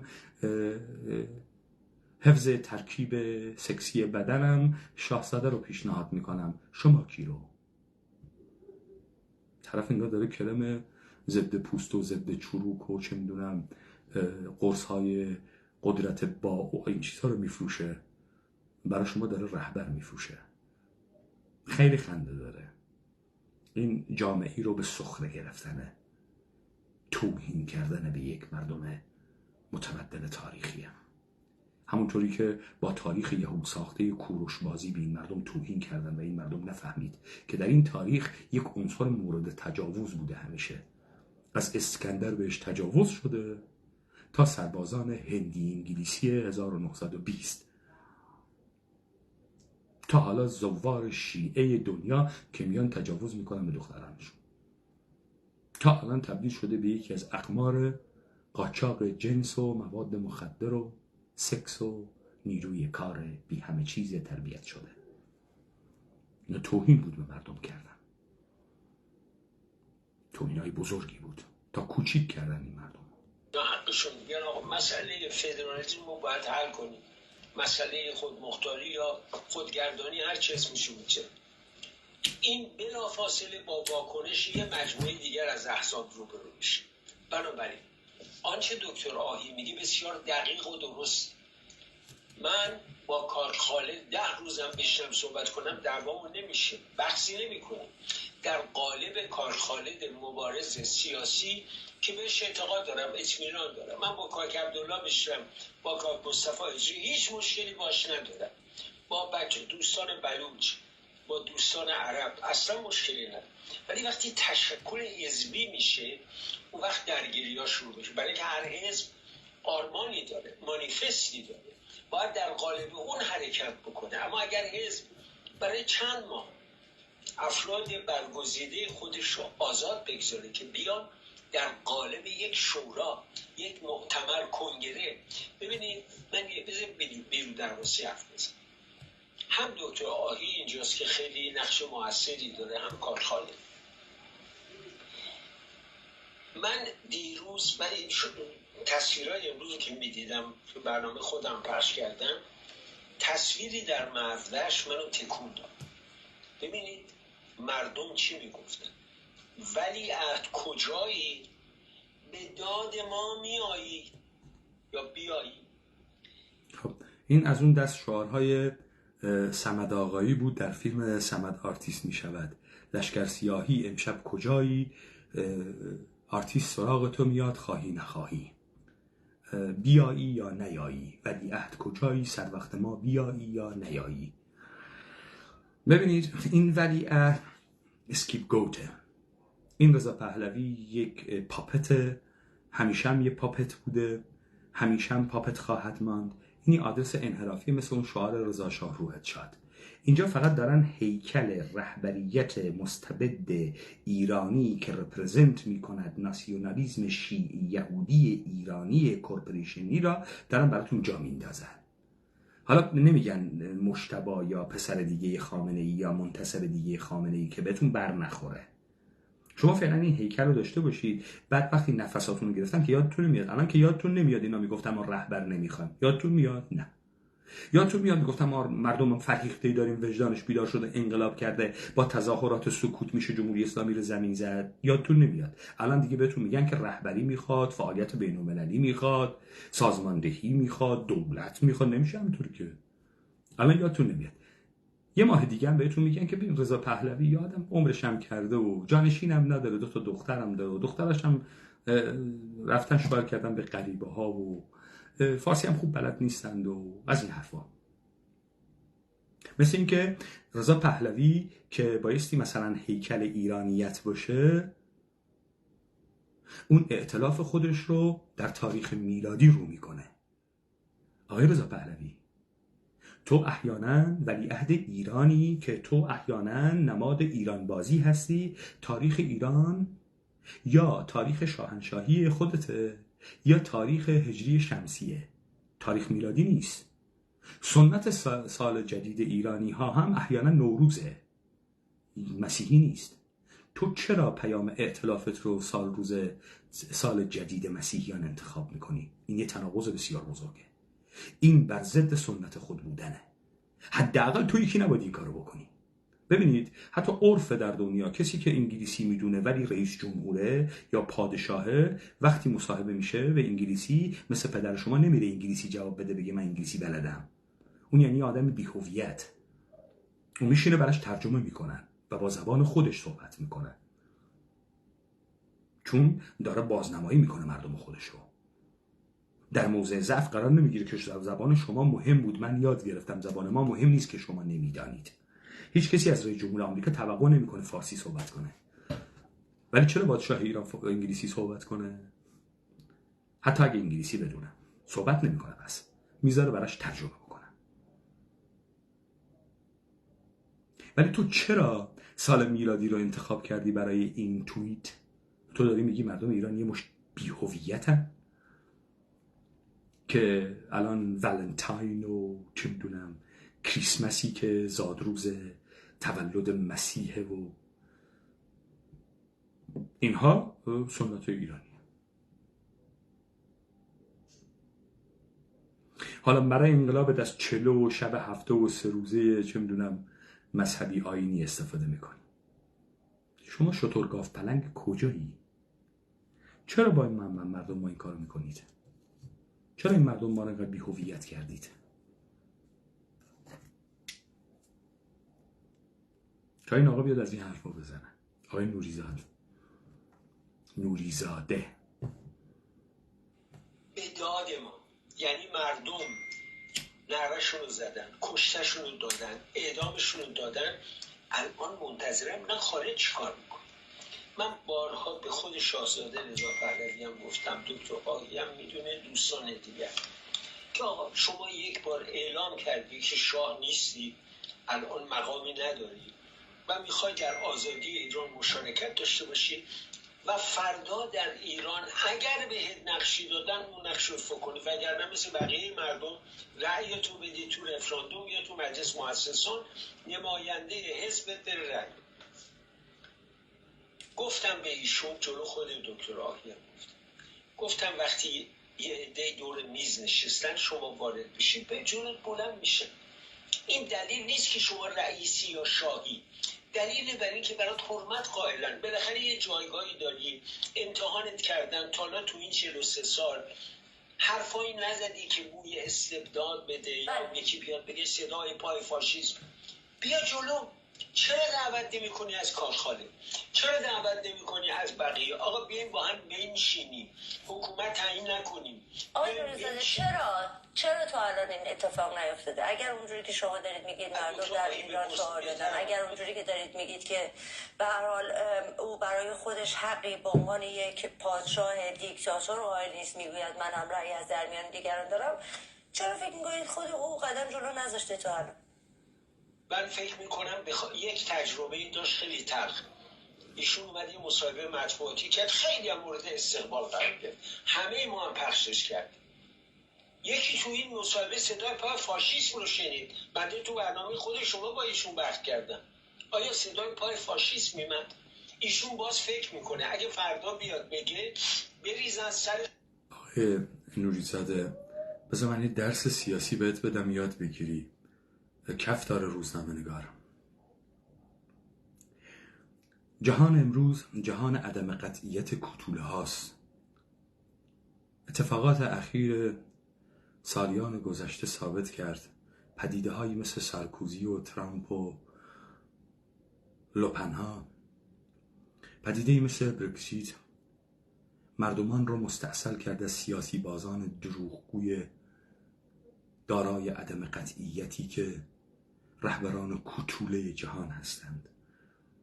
گوی سبقت رو رهبری میبره که قطعیت داره. این رضا پهلوی شما اگه پادشاه بود شرم نمی کرد و پادشاهی خود رو بلند بلند فریاد میزد و برای مردمان مردشتی میگفتن رضا شاه کجایی، سر وقت ما میایی یا نیایی. او اون وقت در قالب روح بزرگ شمشیر به دست پدرانش به سراغ آنها میرفت مثل زورو. یعنی نمیشست کسی بهش طعنه بزنه بعد 43 سال بگه صدای پای فاشیسم می آید. این فاشیسم هراسی که شما دارید ازش حرف میزنید خود آقای و راستگراهای جهان من جمله آقای وینستون چرچیل بر علیهش نبود. آقای وینستون چرچیل هیچ وقت بر علیه موسولینی نبود. آقای وینستون چرچیل از هیتلر میترسید، از ناسیونال سوسیالیست میترسید، از آلمان میترسید. موسولینی هم تا 1940 تا ژوئن 1940 که آلمان فرانسه رو گرفت و فرانسه اعلام جنگ به آلمان کرد و جنگ رو باخت، در محور آلمان نرفت. موسولینی تحلیل کرد که آلمان برنده این جنگ است. از اونجا شما این فاشیسم رو تبدیل به فوبیا کردید. این آقا اگه ارزه داشت، اگر مطمئن بود دومشو نمیگیرن، ارباب آمریکایی نمیندازه تو دریا، از این حرفا میزد. این آقا مترسک، پاپت، هیچ اراده از خودش نداره. شما هم داری اسکیپ گوت میسازی. این گار ملتمسانه ازش خواهش میکنی پا پیش بذاره بیاد پادشاه بشه. تو میخوای این حرفا بزنی. این نمیاد. شما هم هرچی بهش بگی نمیاد. غلط هم میکنه بیاد.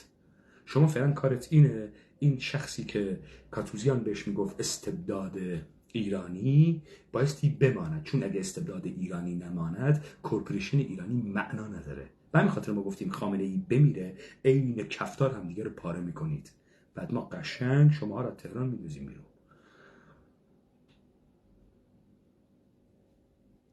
آقای نوریزاد، پس این آقا اگر قطعیت داشت، اگر جربزه داشت، همون شعاری که گفتن رضا شاه یاد، یعنی یه مرد مقتدر احمقی مثل بابا بزرگش ادعا میکرد پادشاهست، مثل تراکتور جلو میومد، میتونست ببره. چون مردم مردشتی که تو میگی داد میزد، میگفت رضا جا کجایی، سر وقت ما نیایی، نجاتمون بدهی، این الان یه مردی میخواست مثل زورو، قدرتمند، دارای قطعیت، بگه من میکنم. ببینید من که دارم صحبت میکنم با دولت ایرانی، با تو دارم بهت میگم شکستت میدم و شکستتونم دادم. هیچ تردیدی در کلامم نیست. رو به احزاب و منتصب کرد گفتم من شماها رو محاکمه میکنم. آخذیان این کار رو میکنن و دیدید حالا هم درست پیش رفتیم. دومشون چیدیم، قشنگ ماهیت پاپت بودن خودشون رو نشون دادن، قشنگ داره واضح میشه تصویره در همکاری و کارمند بودن دولت ایرانی، خودشون، اعضاشون و طرفداراشون. قطعیت داره کلامون، ولی شازده شما در عدم قطعیت داره میپوکه. آقا تو چیکاری افتادی جلو؟ ولی من فکر میکنم اول میشه شخصیتی مثل دکتر آهی نشست‌های تمهیدی یا مقدماتی رو برگزار کنه و در یه روز ملت با شادمانی ببینن. یعنی الان شهریار آهی مستخدم شازده است، شازده‌ای که خودش تو عدم قطعیت، این نوکریه که از اربابش فاصله گرفته جلو زده. عجب عجب. نوکر چطور از ارباب خودش فاصله میگیره جلو میزنه؟ الان شهریار آهی مستخدم رضا پهلویه یا مستخدم علی خامنه‌ایه؟ کدامشون؟ اون استخدام میشه دیگه، درسته، دارم حرکت میکنه. رضا پهلوی هم که نمیخواد. یا رضا پهلوی کلاهبرده و شالاتان مثل تو و پس پشت پرده نشسته و اینها همش نمایشه، یا نه آقای آهی ارباب دیگه میتونه داشته باشه. تو چرا نمیگی اون ارباب آهی کیه؟ چرا هیچ کسی نمیگه ارباب آهی کیه؟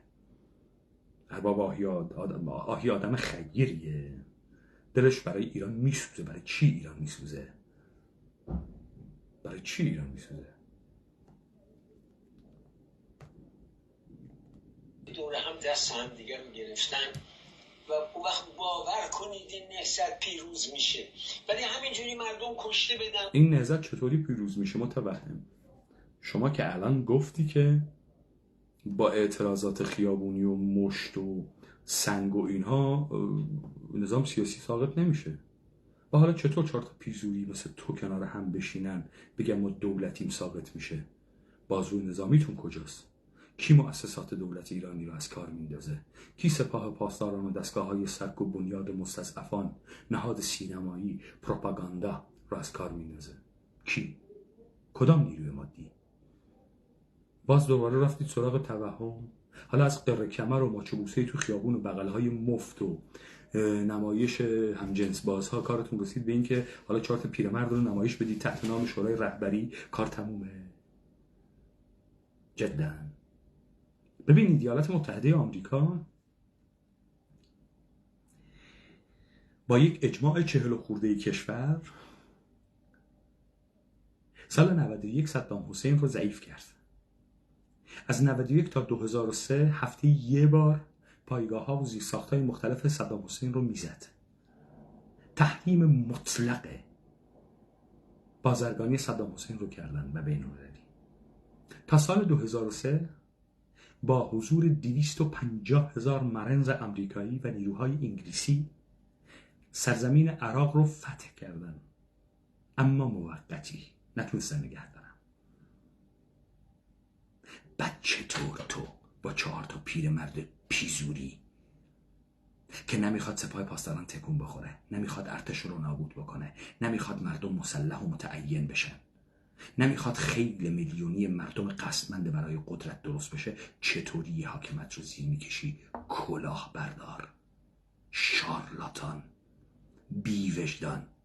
بابا 1 عمر در بیشرفی زندگی کردید. عمر انسان چیز کوتاهی ها، 80-90 سال عمری نیست. تو این همه بیشرفی داری براش میکنی، خیلی بیشرفید. شما اگه عمق داشتی تو این جامعه، پدر و مادر داشتی، فامیلی داشتی، قوم و خویش داشتی، اینقدر بیشرف نبودی، از طعنه مردم میترسیدی. شما بی بوته بی ریشه نامتعلقی به این سرزمین، یه مشت کولیزاده یهودی رمالزاده طول آخوند. کسی که زمین داشته باشه، کسی که دامپروری و باغداری داشته باشه، یعنی زندگیش به زمین وابسته باشه مثل نیاکان اصیل این سرزمین، بچه بازرگان و فالگیر و طول ملا نیست ها. کسی که نامتعلق 1 متر زمین نداره تو این مملکت کارهای خدماتی میکرده، باباهاش، بابا بزرگش. شما یک مالکیت منطقه‌ای از خودتون ثابت کنید که اجدادتون یه منطقه رو داشته، تا ما بفهمیم شما متعلق به این سرزمینید. مشتی کولی تبار نیستید. کولی میدونی کیه؟ همونایی که تو پارکای تهران میمدن سراغت، کف بینی میکردن، سیخ میفروختن، لوازم خراطی میفروختن، تعمیرات خانه میکردن، خدمات جنسی هم بهت میدادن. شما همتون اینطوری هستید. بعد به زور میخواید بگید شما سران ملت ایرانید. ملتی که شما ساختید عین خودتونه. این ملت در سرزمین ما زندگی نمیکنن. در سرزمین ما انسان‌های واقعی زندگی میکنن که خیلی دورن از این نمایش‌هایی که شما میدید.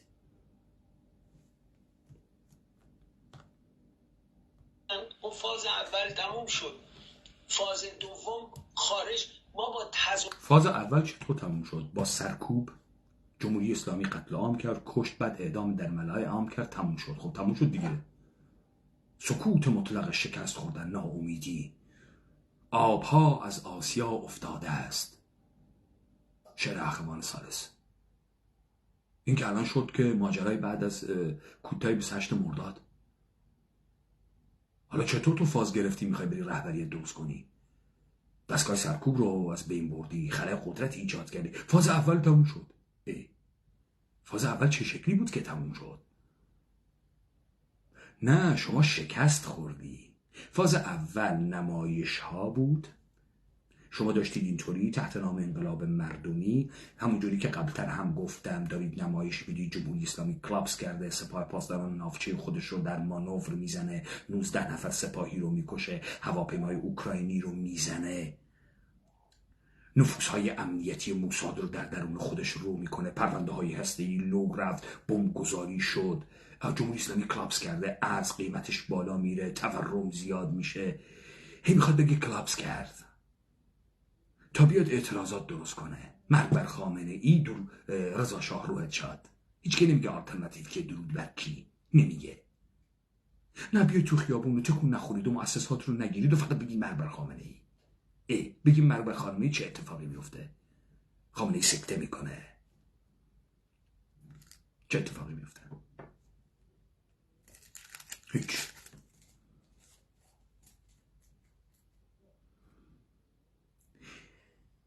و داشتید یک انقلاب شبیه سازی شده آنلاینی میکردید. انقلاب.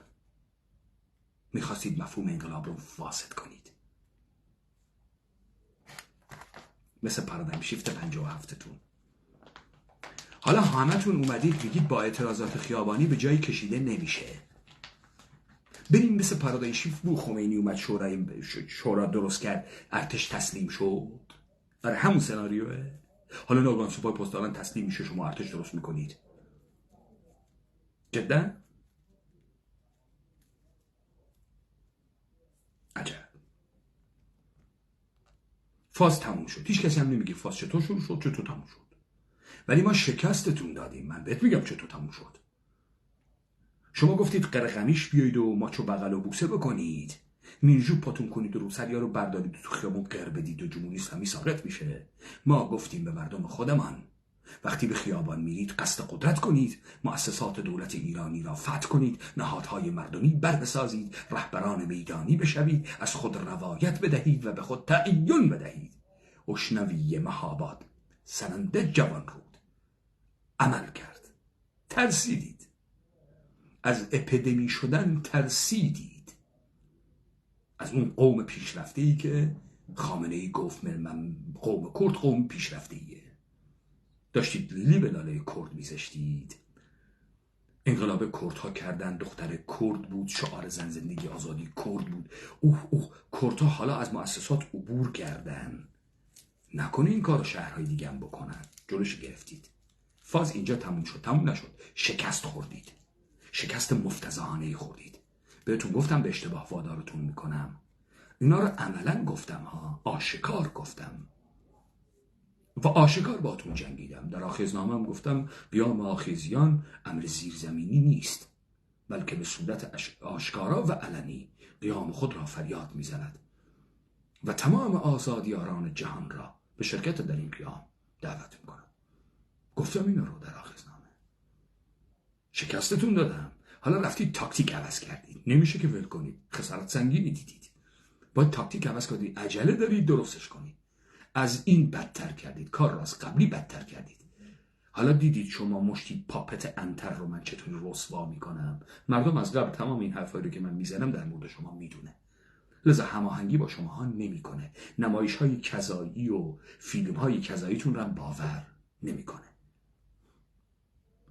تاییدی هم بهتون نمیده، سکوت نمیکنه، تسلیم و رضا هم نداره. شما از مردم یه تسلیم و رضا و سکوت میخوای، مثل اون رفراندوم کذایی 58 که جمهوری اسلامی آری یا نه، 98% آری. اتفاق برای شما نمیافته. مردم رو نمیذاریم که در سکوت و تسلیم، در بخت و تحیر، در اوج درماندگی فقط رضایت بدهند که از این شانه به آن شانه بشوند. اگرم تبدیل نشوند به قهرمانان میدانی، برای شما مهر تایید نمیذارن تو ادامه بدی بگی همینطوری قشنگه، من این مشروعیت رو دارم. این کارو نمیکنن. تظاهرات نمیتونیم رژیم رو بندازیم، ولی با تظاهرات نمیتونیم رژیم رو بندازیم. چطور 57 انداختید؟ چطور میگید 57 تظاهرات کردیم انداختیم؟ حالا دیدی پیزوری دروغ 57 هم پارادایم شیفت بود و آخذ نقد کرد و گفت این شاه برود و توپ و چه میدونم شیر سماور و اکزوز خاور و شاه نمیدونم تاجدار و لاستیک آجدار و اینها حکومت رو بر نمیندازه. شما به من بگو دستگاه سرکوب شاه رو کی از کار انداخت؟ نگفتی. یه مشت انتر اومدن تو خیابون خودشون رو تکون میدادن، میگفتن تظاهرات شاه باید برد. شاه رفت.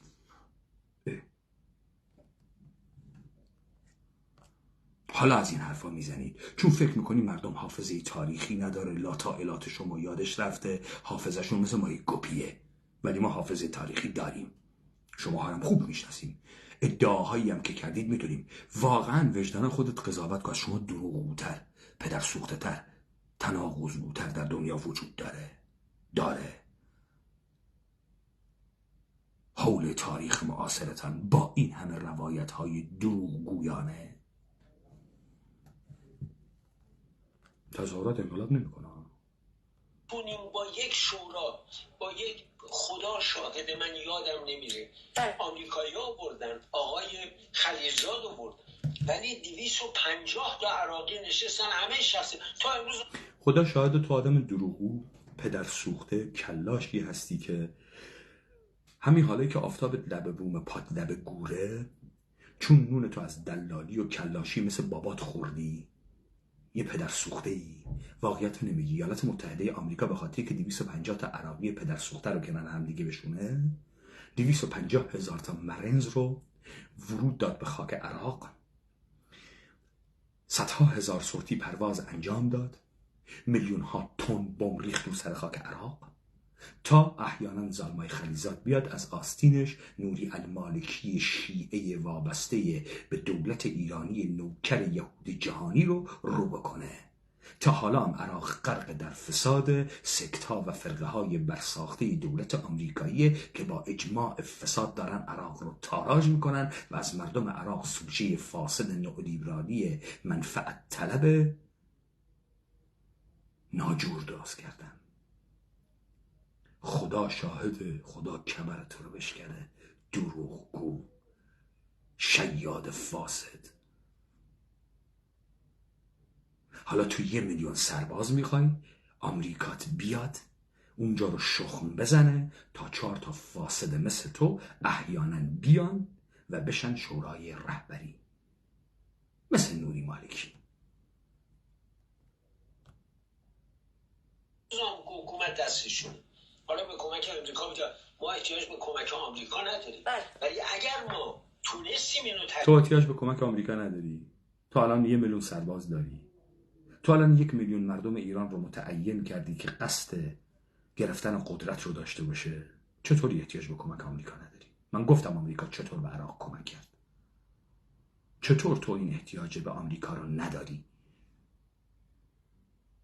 آقای محترم، ادعایی رو که میکنی، دلیلی رو که میاری، مصادیقش رو بگو تا ما حرفت رو بپذیریم. شما دلیل میاری به ما یک ذهنیتی رو القا بکنی، داری دلیل میاری. خب حالا مصادیقش رو بگو. میگی ما به آمریکا احتیاج نداریم. من گفتم آمریکا چگونه به عراق ورود کرد که تونست این کار رو بکنه. شما بفرما چگونه شما نقش آمریکا رو بر عهده میگیری. شما کی اومدی گفتی مردم ایران باید از مؤسسات عبور بکنن؟ مردم مسلح بشید، به قصد قدرت به خیابان بیایید، حاکمیتی که کلاشینکوف دستشه با کوکتل مولوتوف آتیش بزنید، بر نگردید، هسته‌های مختلف درست کنید، رفتار نهادهای مردمی بر بسازید و ما شما رو پوشش میدیم. چه شما این کارو کردید؟ تا بعد بگی حالا 1 میلیون مردم مسلح وجود داره، 1 میلیون مردم قسمم وجود داره، اینها سپاه رو جر میدن، ارتش رو جر میدن. شما میگی سپاه بده، ارتش خیلی بچه خوبیه، میاد تو کمک مردم. 30 روز طول بکشه قانون اساسی میگه که ارتش باید بیاد کمک مردم. شما هرچی پدر سوخته انگل ارتشی فاسد نگهداری کردی برای اون پارادایم شیفته. شما نمیخوای قوات مسلح و قدرت قاهری دولت از بین بره، نمیخوای این اتفاق بیفته، چون پروژه مال خودته، مال دولته. تشکیل بدیم وقت آمریکا مطمئن باشه به حرف ما گوش بده. بسیار خوب. البته در هر دوی اینهایی که شما مثالهایی که زدید به هر حال صحبت‌های متقابلی وجود داره، حالا از شرابی سازی گرفته تا اون چیزی که در افغانستان اتفاق افتاد.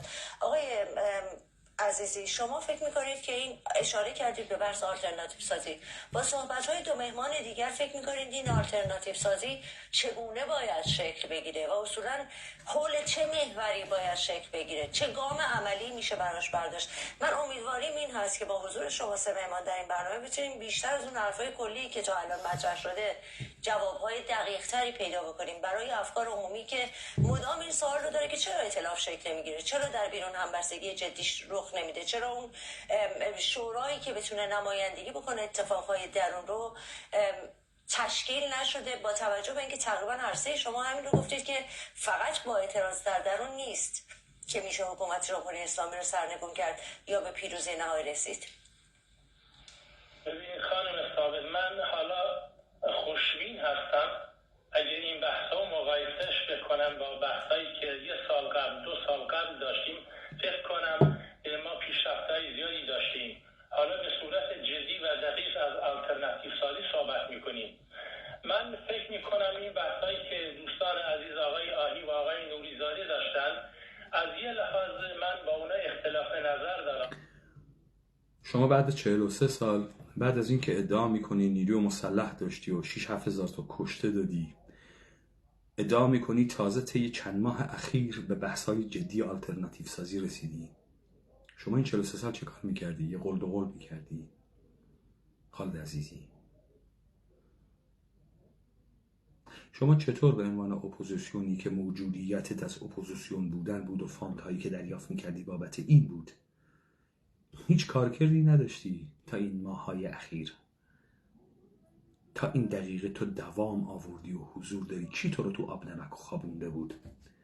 تو چطور شغلت این بود که این کار رو بکنی و نتوانستی این کار رو بکنی؟ حداقلش اینه که شما یکی از قدیمی ترین حزب‌هایی هستی بعد از حزب توده که بایستی در تاریخ معاصر این مملکت وجود داشته باشی.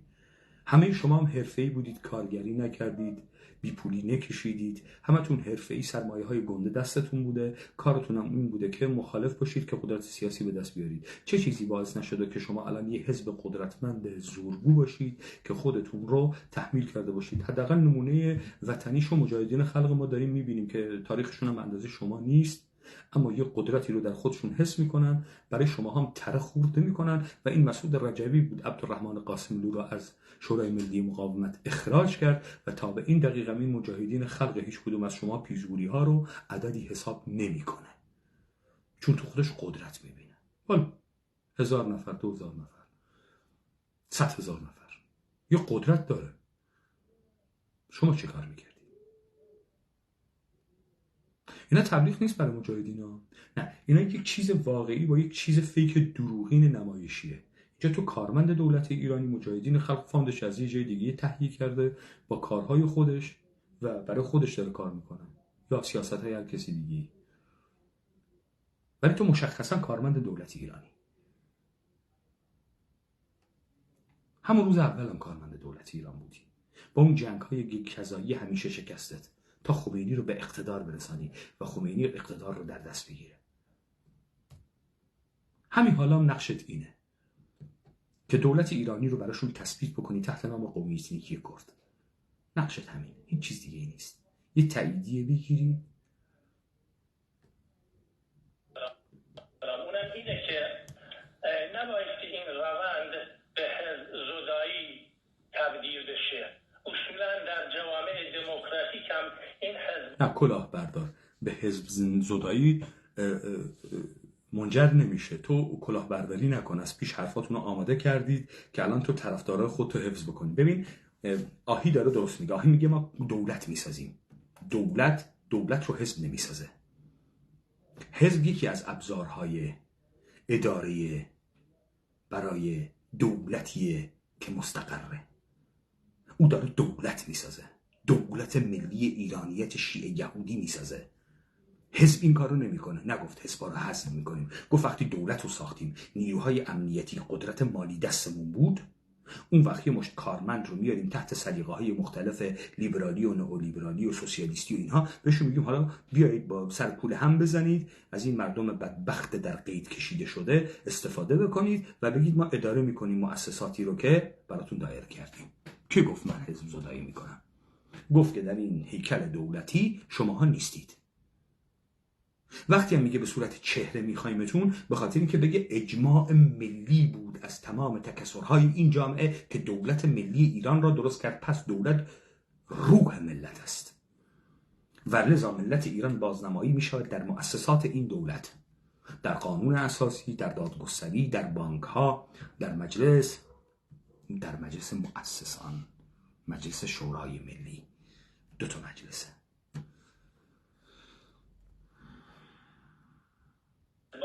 که با هم رقابت دارند و اصولا مایسی در این پروسه‌ای که علیه نظام جمهوری اسلامی وجود داره ما دنبال سازماندهی هستیم، مردم و شخصیت‌های سیاسی رو تشویق بکنیم که خودشونو متشکل بکنن، خودشونو در چارچوب احزاب و گروه‌های مختلف سازمان بدن. اون موقع راحت‌تر این سازمان‌ها و احزاب مختلف میتونن وارد یک پروسه ائتلاف بشن. این بدین خالد عزیزی، مردم برای چرا در حزب تو متشکل بشن؟ حزب تو میگفت بیاید تو خیابون تظاهرات سکوت بکنید، مردم میرفتن مؤسسات رو میگرفتن. رهبر حزب تو میومد میگفت که مردم رفتارهای نامتمدنانه وحشیانه میکنن. همین حالا هم خودت اومدی گفتی که با 10 سالم تظاهرات و اعتراضات حاکمیت و نظم سیاسی ساقط نمیشه. چرا این همه تناقض و دروغ داری تو؟ بیاد تو تشکل تو خودش رو سازماندهی بکنه که چه کار بکنه؟ در کمر بده؟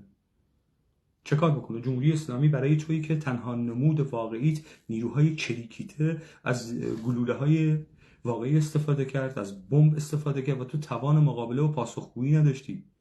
تو توان نداشتی از خودت و تن فیزیکی خودت دفاع بکنی. آقای محترم، تو به جز بازوی چریکی چیز دیگه هم داری؟ کار بازوی چریکی چیه؟ وقتی اون داشت رو میزد تو چرا نتونستی پاسخ بدی؟ تو چرا ایستادی بزننت؟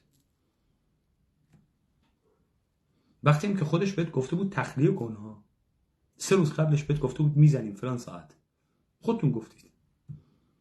خودش بهتون خبر داده بود که تخلیه کنید، کمال تخلیه کرده بود، تو هم تخلیه کرده بود، یه عده رو گذاشتی مش کشته بگیرن چون کارتون کشته گیریه. نمیدونم با این همه تناقض و خیانتی که میکنید چطور روتون میشه و اعضاتون روش میشه حرف بزنید. الا اینکه پول دولت ایران هارتون کرده، شغلتونه. چه کار کنید از این حرفا نزنید؟ چه کار کنید؟ من که حقوقتون رو نمیدم. اونی که داره حقوق رو بهتون میده و اون نونی که دارید میخورید باید تداوم داشته باشه دیگه. براتون مهم نیست، اون راضی باشه مهمه. معنی نیست که من نقش شخصیت‌ها یا چهره‌های مختلف و که فعال هستند در خارج از کشور علیه نظام جمهوری اسلامی نادیده بگیرم. نه، به هیچ وجه. من برای همه اونایی که چه به صورت شخصیت‌های مستقل چه به صورت سازمانی و احزاب فعالیت می‌کنند براشون احترام قائل هستم و معتقد هستم باید همه بایستی نقشی داشته باشند. ولی اگه برگردیم به اصل مطلب، آیا ما در نقطه درست کردن ائتلاف هستیم، جبهه هستیم، دولت موقت؟ من فکر کنم که در میان ما ایرانی‌ها در خارج از کشور این بحث‌ها زیاد ادامه داشته. ما بیشتر دنبال آنالیز و تحلیل هستیم. شاید اگه ما بعد حزبی، بعد سازمانی این مسئله رو بهش زیاد اهمیت بدیم، این بحث‌ها در داخل احزاب و سازمان‌های نه بابا، راست میگه. ایرانی‌ها فقط دارن آنالیز و تحلیل میکنن تمام این سالها. ولی شما داشتی جامعه مدنی درست میکردید، انجمن سبز چیا درست میکردید، کلاس های زبان کردی با عدنان بنزنجی درست میکردید، ارتباطات با جبهه ملی کرد میگرفتید، با آقای فرهمند میگرفتید، در کانال کرد کانال شما صحبت میکردید باش. شما میگفتید بیاید نوروزانه برگزار بکنید، برید در استادیوم سنندج برقصید، برید جامانه، یعنی اون کفیه حزب دموکرات رو گردنتون بندازید، خیلی کار مهمیه. بعد حالا برمیگردی میگی که با تظاهرات سکوت و اعتراضات داخل خیابانی که ساچمه میخورید و گلوله میزنید و سنگم میزنید، حاکمیت سقوط نمیکنه. تازه بعد از 30 سال میاد از این حرفا میزنید. بعد حالا برمیگردی که بابا دیگه با آنالیزم نمیشه کاری کرد. تو خودت مورد حمله موشکی واقع شدی، گفتی نه ما بهانه دست جمهوری اسلامی نمیدیم، بهانه دست جمهوری اسلامی نمیدی، تو رو نکشه، داره میکشتت. دیگه میخوای کجا بری؟ کی میخوای از خودت دفاع کنی؟ اون اسلحه‌ای رو که دستت گرفتی داری بهش توهین میکنی. آی خالد عزیزی، چرا فکر میکنی مردم نمیفهمن احمقن مثل خودتن؟ چرا فکر میکنی مردم مثل اعضای شما؟ چرا اینطوری فکر میکنی؟ 43 سال دارید بحث و آنالیز میکنید، تمام بحث ها و آنالیز هایی که کردید تبدیل شد به استقرار و قدرت دولت ایرانی. همتونم یک بحث کردید. این حرفایی که الان شهریار راهی به سیما ثابت گفت، تحلیل مشترک، تحلیل یکسان. از اون مراد ویسی که براتون بولد کردن، یه شب بزرگ کردن، بعد با یه تهمت جنسی آقا رو فرستادن رفت فعلا تو آب نمک بخوابه تا بعدن تحت نام چهره‌های مختلف برگرده، با تو مصاحبه میکرد. تا همین خانم سیما ثابت، همتونم یه تحلیل میکردید. فعالیت مدنی، نافرمانی مدنی، قوام جامعه مدنی، بست دولت ایرانی، دوگماتیزم، ترس، رعب، تجاوز پذیری تحت نام سلطه‌طلبی، زبان بازی. همه تو این کار میکردی. تو زبان بازی میکردی، او زن بازی میکرد، یکی گی بازی میکرد، هر کسی یه بازی میکرد. مختلف منعکس بشن، اون موقع بیشتر مشوق این بشه که این پروسه جدی‌تر روش کار بشه. ما به عنوان حزب دموکرات کردستان ایران حقیقتش اینه، هیچ خط قرمزی نداریم. ما معتقد هستیم همه اونایی که صرف نظر از گذشته تاریخی، بک‌گراند سیاسی، ایدئولوژیک، فکری، تعلقات منطقه‌ای که دارن بایستی در این پروسه سهیم و شریک باشن. میگید خط قرمزی نداریم، واقعا هیچ خط قرمزی نداریم. یعنی اگر هر چیزی در هر قالبی به شما ارائه بشه شما همراهی میکنید؟ مگه میشه چیزی؟ ببینید، نه، منظور من اینه موقعی که من از خط قرمز صحبت میکنم، تمام اونایی که علیه نظام جمهوری اسلامی مبارزه میکنن حد خودشونه در این پروسه. خالد عزیزی، تو هیچ خط قرمزی نداری، هیچ اصول و پرنسیپی نداری، با همه حاضری بشینی که تو رو بیارن در سهم خواهی و بخشی از اداره دولت ایرانی شریک بکنن. این مأموریت تو از این حرفا بزنی. هیچ خط قرمزی نداری. بعد میگی که تنها خط قرمزت هم اینه که اینها همگی حول محور نابودی جمهوری اسلامی صحبت بکنن. نمیگی جمهوری اسلامی چیه. ببین حداقل این یکی رو راست بگو، جمهوری اسلامی چیه که باید نابود بشه؟ جمهوری اسلامی یک روایته. البته قاسم شغل سعدی به من گفت که جمهوری اسلامی یک تناقضه، ما اسلامیتشو میخوایم برداریم، جمهوریشو میخوایم بذاریم. این یعنی این که تمام مؤسسات، مناسبات برساخته شده اجتماعی، سیاسی، بوروکراسی، دولت و بازار رو حفظ میکنن، فقط یه اسلامی رو با پاکن پاک میکنن. شما میایید همین اسلامی رو با پاکن میخواید پاک کنید. وضعیت از این بدتره و بدتر میشه. اینجا حرفایی که شما دارید میزنید به وضوح کارمند بودن شما رو ثابت میکنه، اثبات میکنه که تو هیچ وجود مستقلی نداری. جریان جنبش کرد و مبارزات کرد رو بذار در کوزه آبش رو بخورید.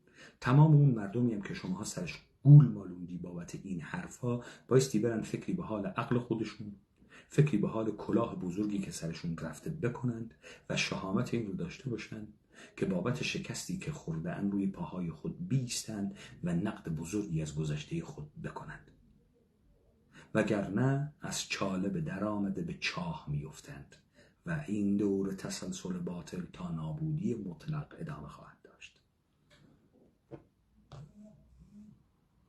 این باشن اگه ما همه با هم وارد این پروسه شدیم، اون موقع میتونیم دیدگاه‌های مختلف، راه‌های مختلف رو صحبت بکنم.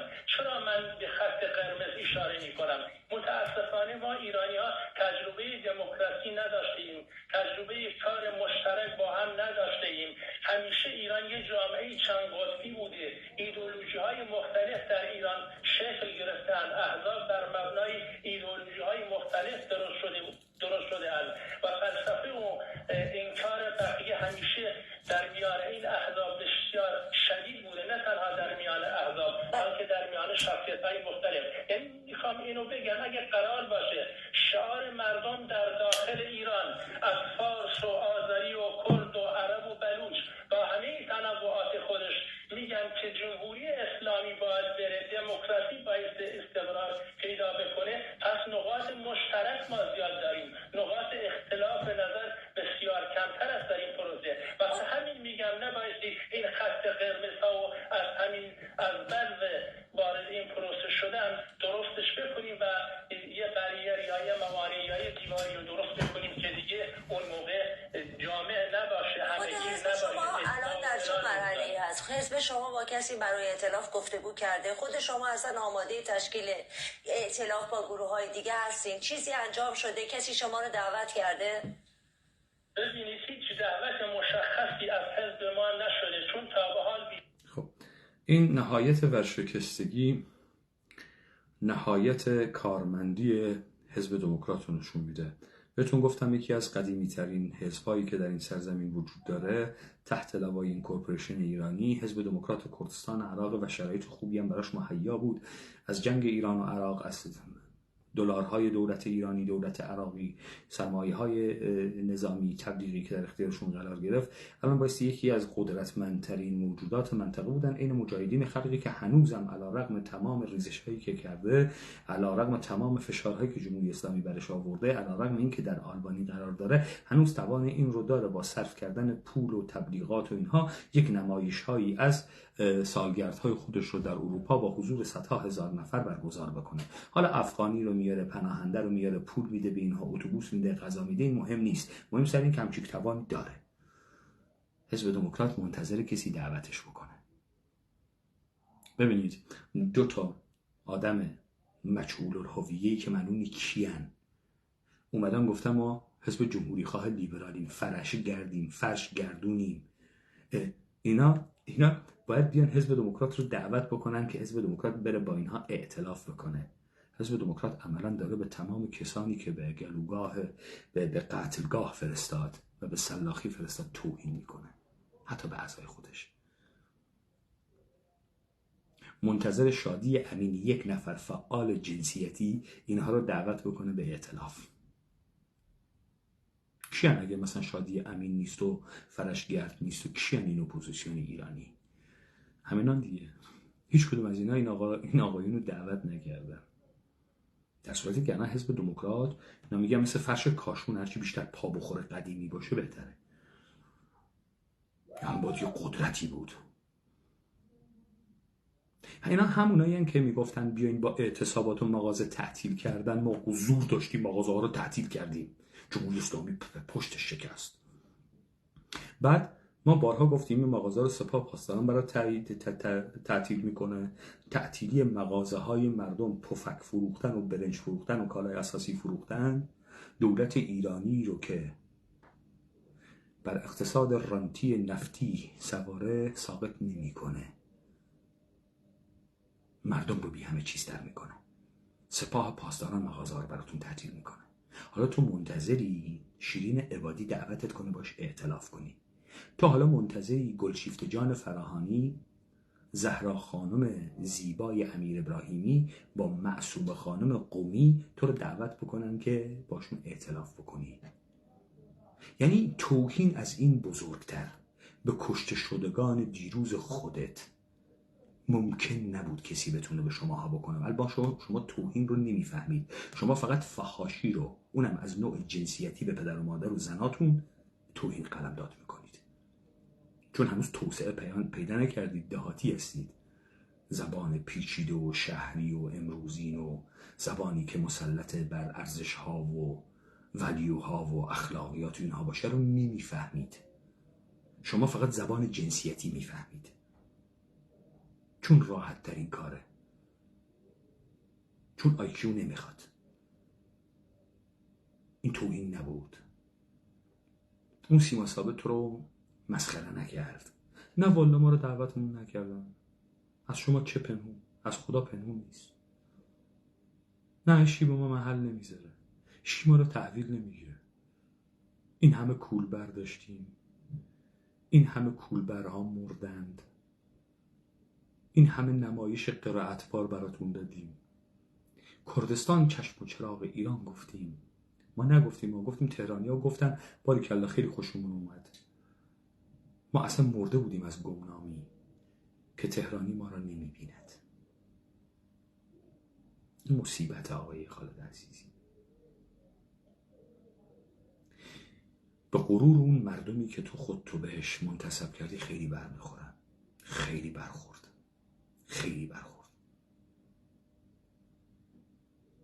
تا این مقدار شما سخیفید، بی ارزشید، بی شخصیتید. آدمی که یک شخصیت استوار نداشته باشه، آقای خالد عزیزی، یک رهبریت باید یک انسان مقتدر باشه، دارای یک شخصیت استوار با شهامت، صلابت کلام، قدرت تصمیم گیری در مراحل بحران، قدرت نگفتن در زمانی که او را احاطه میکنن با اخبار دروغ، پروپاگاندا، جنگ روانی، و او میتونه سرر از ناصر تشخیص بده.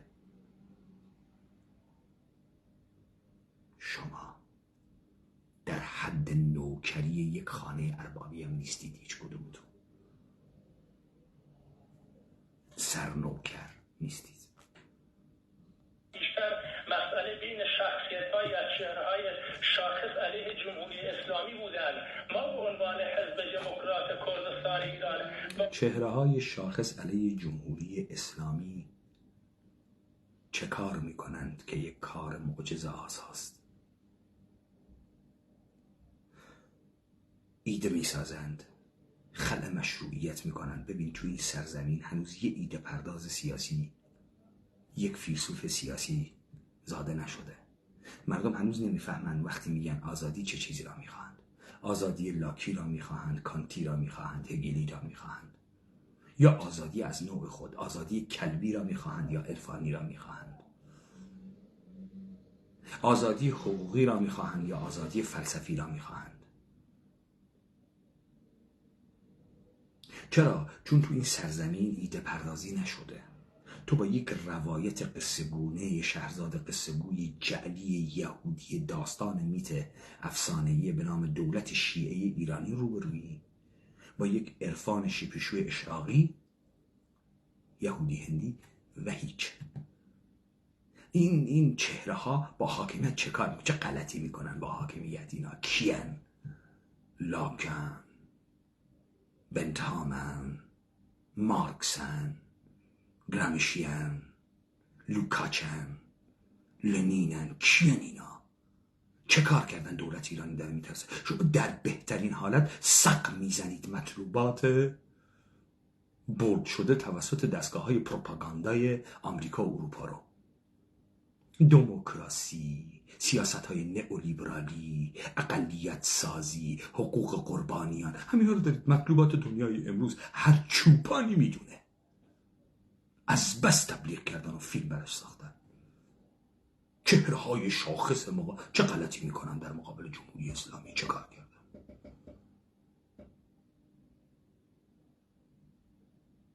همچی چهره‌های متخصص شاخص، آدم با کی طرفه؟ اینا کیان؟ موشک‌های بالستیک با کلاهک هسته‌ای هستند.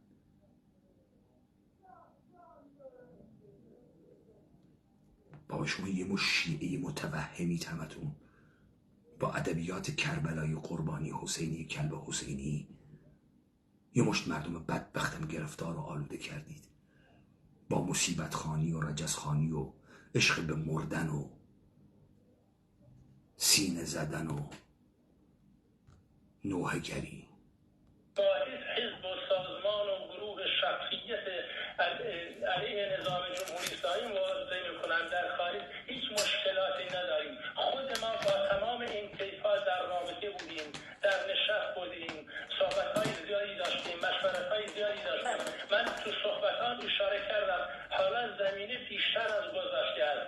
میشه وارد فاز دوم این مرحله بشیم، بتونیم یه نقش سیاسی جدی داشته باشیم که اینکلوسیو باشه، یه اجماع نسبی ما داشته باشیم. تا حالا نقششون مضحک و مبتذل بوده، از این به بعد میتونه نقش سیاسی جدی باشه در برساختن دولت فراگیر ملی نمایشی ایرانی برای فاز سوم. متوجه شدید دیگه داستان رو؟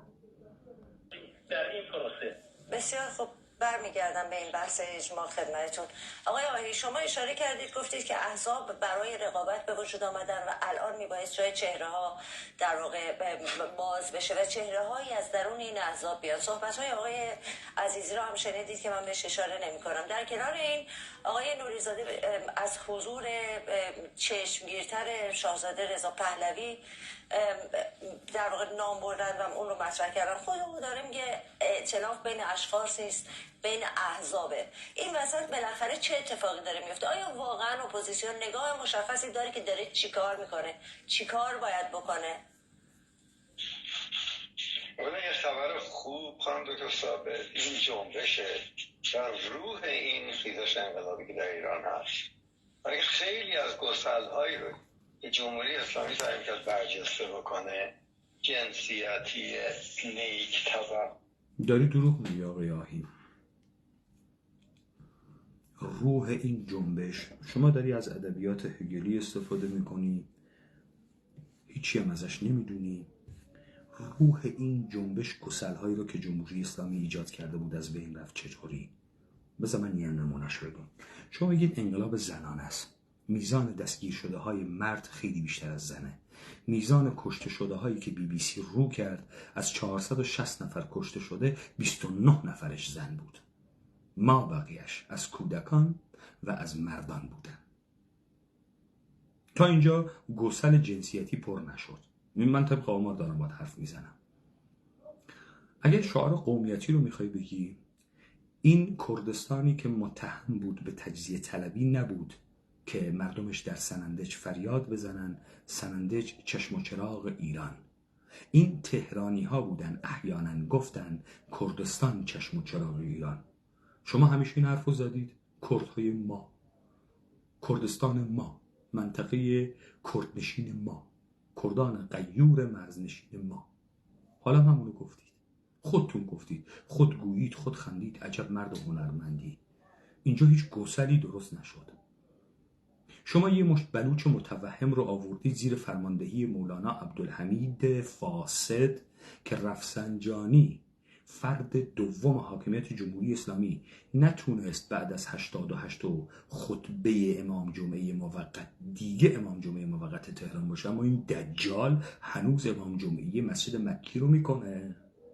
و این اتهامی رو که به زاهدانی ها زدید و گفتید اینها مردمان مذهبی دوگمند و جیش العدل درشون به وجود میاد، ما ندیدیم یک سنی حنفی مذهبی که روز جمعه وقت نماز گذاردن در پیشگاه خداوند به فرمان یک رافضی کافر نمازگزاران خداوندی را به شهادت برساند، دینش بهش فشار بیاره، اعلام جهاد بکنه بر علیه خامنه‌ای رافضی کافر. من دارم ادبیات سنی حرف میزنم. شما ادعا میکنید این زاهدانی ها و این بلوچ ها سنی های بی ترمزن. ما ندیدیم یک ملای ریشکریه چهر زشت سنی فشار قبر و قیامت و رسول الله و صحابه سلف بهش فشار بیاره، یک تنه کفن بپوش، اعلام جهاد بکنه بر علیه رافضی زمانه و بیاد تو خیابون؟ ندیدیم. دنیا همه رو فاسد کرده. کی از تخت خواب گرم و تن نرم معشوقکان زیبا روی سیغه شده و پول زکات و دکان رمالی دست برداره؟ قبر و قیامت و خداوند و شهادت و حوری العین بهشتی دروغه. متوجه شدی؟ نیروی داعش هم یک نیروی میشیونریه، مثل ارتش‌های پرایوت. تمام اونهایی هم که عملیات انتحاری میکنن نه بابت خداوند و چه میدونم حوری بهشتی، یه مشت بدبخت آسیب دیده قرارداد امضا کنن که هر کدوم یه گرویی دارن، یا خانواده هاشون رو گرو گرفتن، یا فقر و فلاکتی بوده که خودشون رو به قیمت ساپورت خانواده هاشون به این کار واداشتن، یا دچار اختلالات روحی روانی بودن و با آمفیتامین و با اینها دچار این مسائلشون کردن. وگرنه کسی برای حوری بهشتی و دروازه خداوندی نمیره. شبکه‌های ماهواره‌ای و لطف نظام سرمایه‌داری و سیلیکون و لب‌های برآماسیده پروتزی هیچ کسی رو راغب نمی‌کنه به حوریان بهشتی.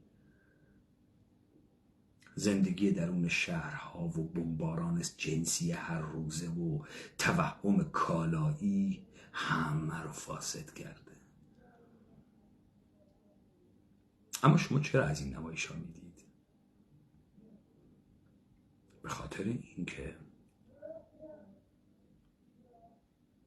یک پروژه دولتی حاکمیتی دستتونه و فکر میکنید که میشه پروژه ها رو روی زمین واقع هم اجرایی کرد. هیچ کدام از پروژه های دولت ساز مصنوع به صورت کامل در زمین واقع به اجرا در نیامده. به همین خاطر بهتون گفتم شکستتون میدم. شما نه پروسه زبان بازیتون، نه هویت سازیتون، نه ملیت سازیتون، هیچ کدام موفق نشد. اینم نمیشه. اینم شکست میدیم. حالا دیدی که من ابایی نداشتم از این که بگم که اون نمایشی که در بلوچستان دادی دروغ بود.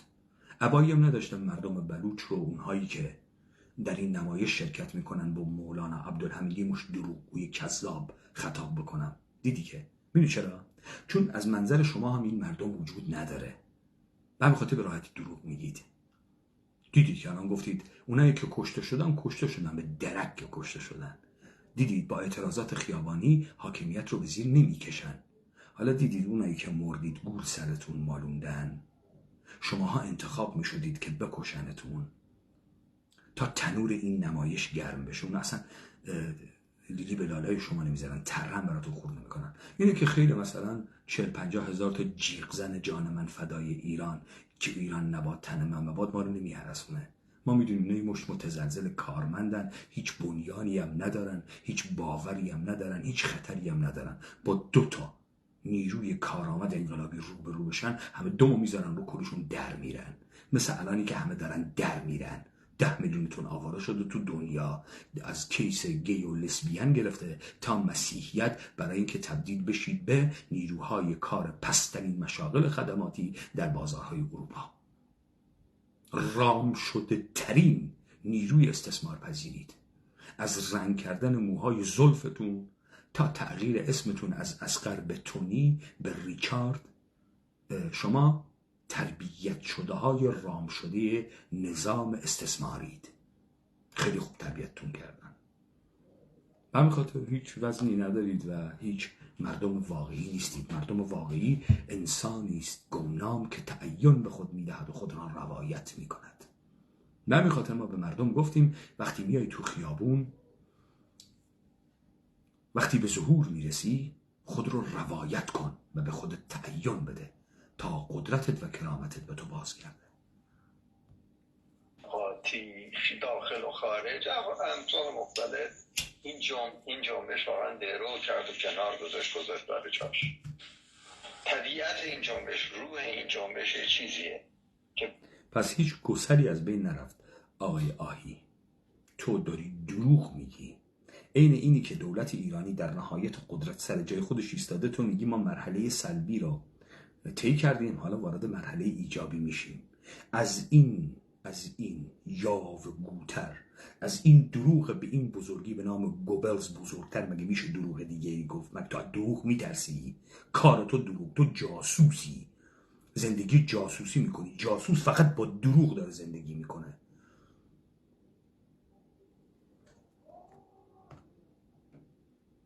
برتری جویی رو از هر گروهی نسبت به گروه دیگه رد میکنه. این خواسته این جوان هست، مدرنه، به مفهوم مشخص خودش. همینجور زن شروع میکنه که تو این گسل جنسیتی بزرگترین بهار داده توی جمهوری اسلامی.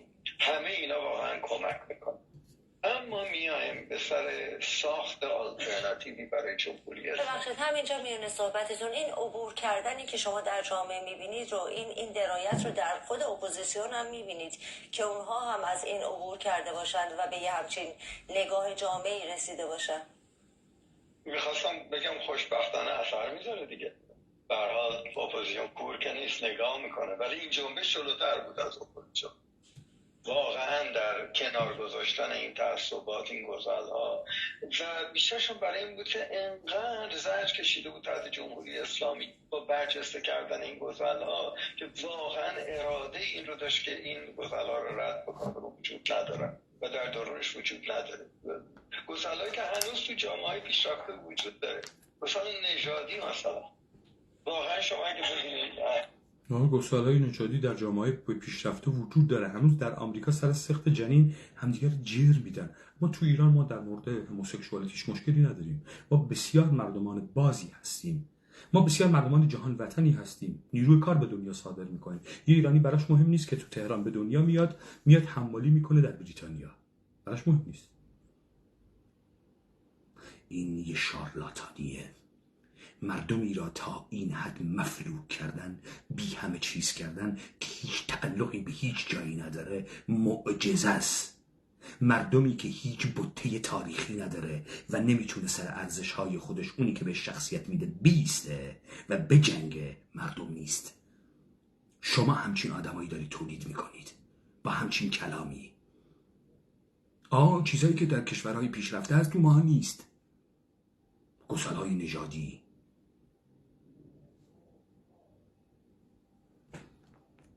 رفع شده. همینطوری.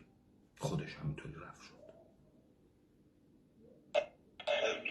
نمونه هایی هست که حتی مثلا یه سیاه‌پوست ایرانی رو نشون میدن دوست دارن برای اینکه بگن اصلا مشکل نژادی ندارن. واقعا برجسته و مترقی.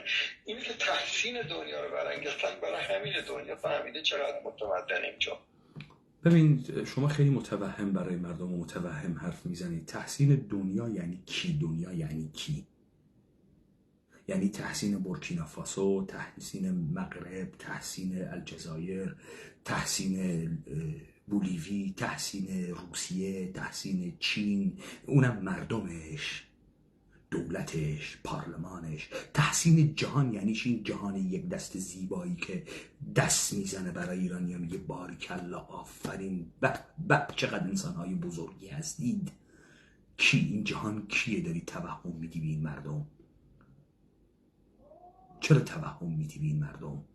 اگر این مردم جهان فکر میکنن کارهایی که ایرانی ها میکنن خیلی چیز قشنگیه، چرا خودشون نمیکنن؟ در کشورهای بزرگ تضادهای بزرگ حل نشده دارن. چرا مثل ماها همشون سخت جنین رو قبول نمیکنن؟ چرا مثل ماها همشون جوامع جنسی رو قبول نمیکنن؟ تازه سعی نمیکنن که گی و لسبیان و دو جنسه هی تولید بکنن که بگن کم نیاریم. ببینیم ما 3 میلیون دو جنسه داریم. اونایی که خودشون پر از تضادهای مختلف هستند و ایراد دارن ما رو تحسین میکنن؟ واقعا چرا دروغ میگید؟ چرا دروغ های شاخدار میگید؟ مردم متوهم امنیت نداره توشون زندگی کردن، فقط برای زالویی مثل تو خوبه که خونشون رو بمکی. این متوهمین رو میشه راحت خونشون رو میکید. این به درد ماها نمیخوره. ما توی جامعه زندگی میکنیم، با این انسان ها مراودات داریم، مراودات بازرگانی داریم، مراودات انسانی داریم، عاطفه با هم رد و بدل میکنیم، عاشق میشیم. شما نیستیم. تحسین کی رو مشخصا ما برانگیختیم؟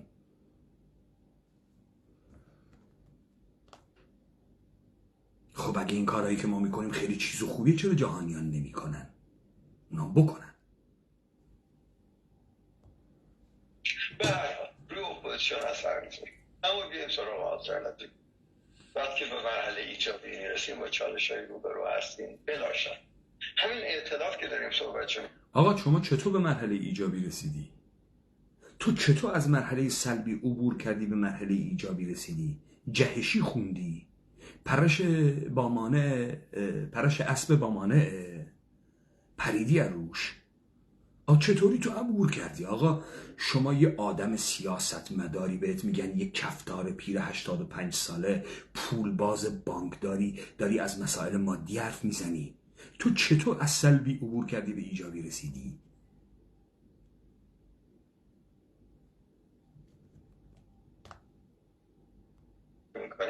در ائتلاف اوزان خیلی مهمه. کدوم بخش ائتلاف؟ کاملا درسته، در ائتلاف اوزان مهمه. حزب دموکرات اگه وزنی میداشت با تو نمیشه صرف بزنه. عبدالله محتدی دیشب لهله نمیزد با معصومه قمی در کنارش قرار بگیره. شرم بر اون کسانی باد که تحت نام عبدالله محتدی کشته شدن. شرم بر اونایی باد که صاحب این جنازه ها هستن و هنوز سقف عبدالله محتدی رو میزنن.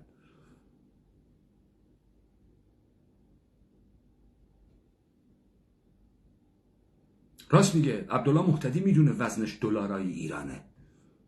دلارا رو قطع بکنن وزنی نداره و همین خاطر لهله میزنه زهرا امیر ابراهیمی آدم حسابش بکنن، مثل خالد عزیزی منتظر دعوتش بکنن. راست میگه. وزن خیلی مهمه. ما وزن داریم، آخیزیان وزن داره. هیچ کدوم از شما رو آدم حساب نمی کنیم. یه مشت نامتعلق یهودی، هندی، کولی، ارمنی، گرجی برساخته میدونیم، بدون استعداد، اوره‌ای، تریاکی، بدون خلاقیت، بدون آیکیو. شرف و وجدانم که اصلا ندارید. به همین خاطر به راحتی میشه شما رو نابود کرد. مماشاتی هم باتون نداریم، عددی هم حسابتون نمی کنیم، نابودتون هم میکنیم. ما وزن داریم، قدرت انقلابی داریم، وزن خودمون رو میدونیم، میزان نفوذ و عمق خودمون هم میدونیم.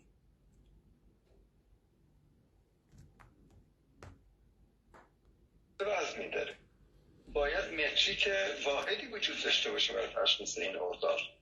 ببینید شما اگه یه وزن 1 کیلویتون با وزن 1 کیلوی من فرق داشته باشه، چجوری با هم معامله بکنیم؟ 1 کیلو سیب بخریم هم دیگه؟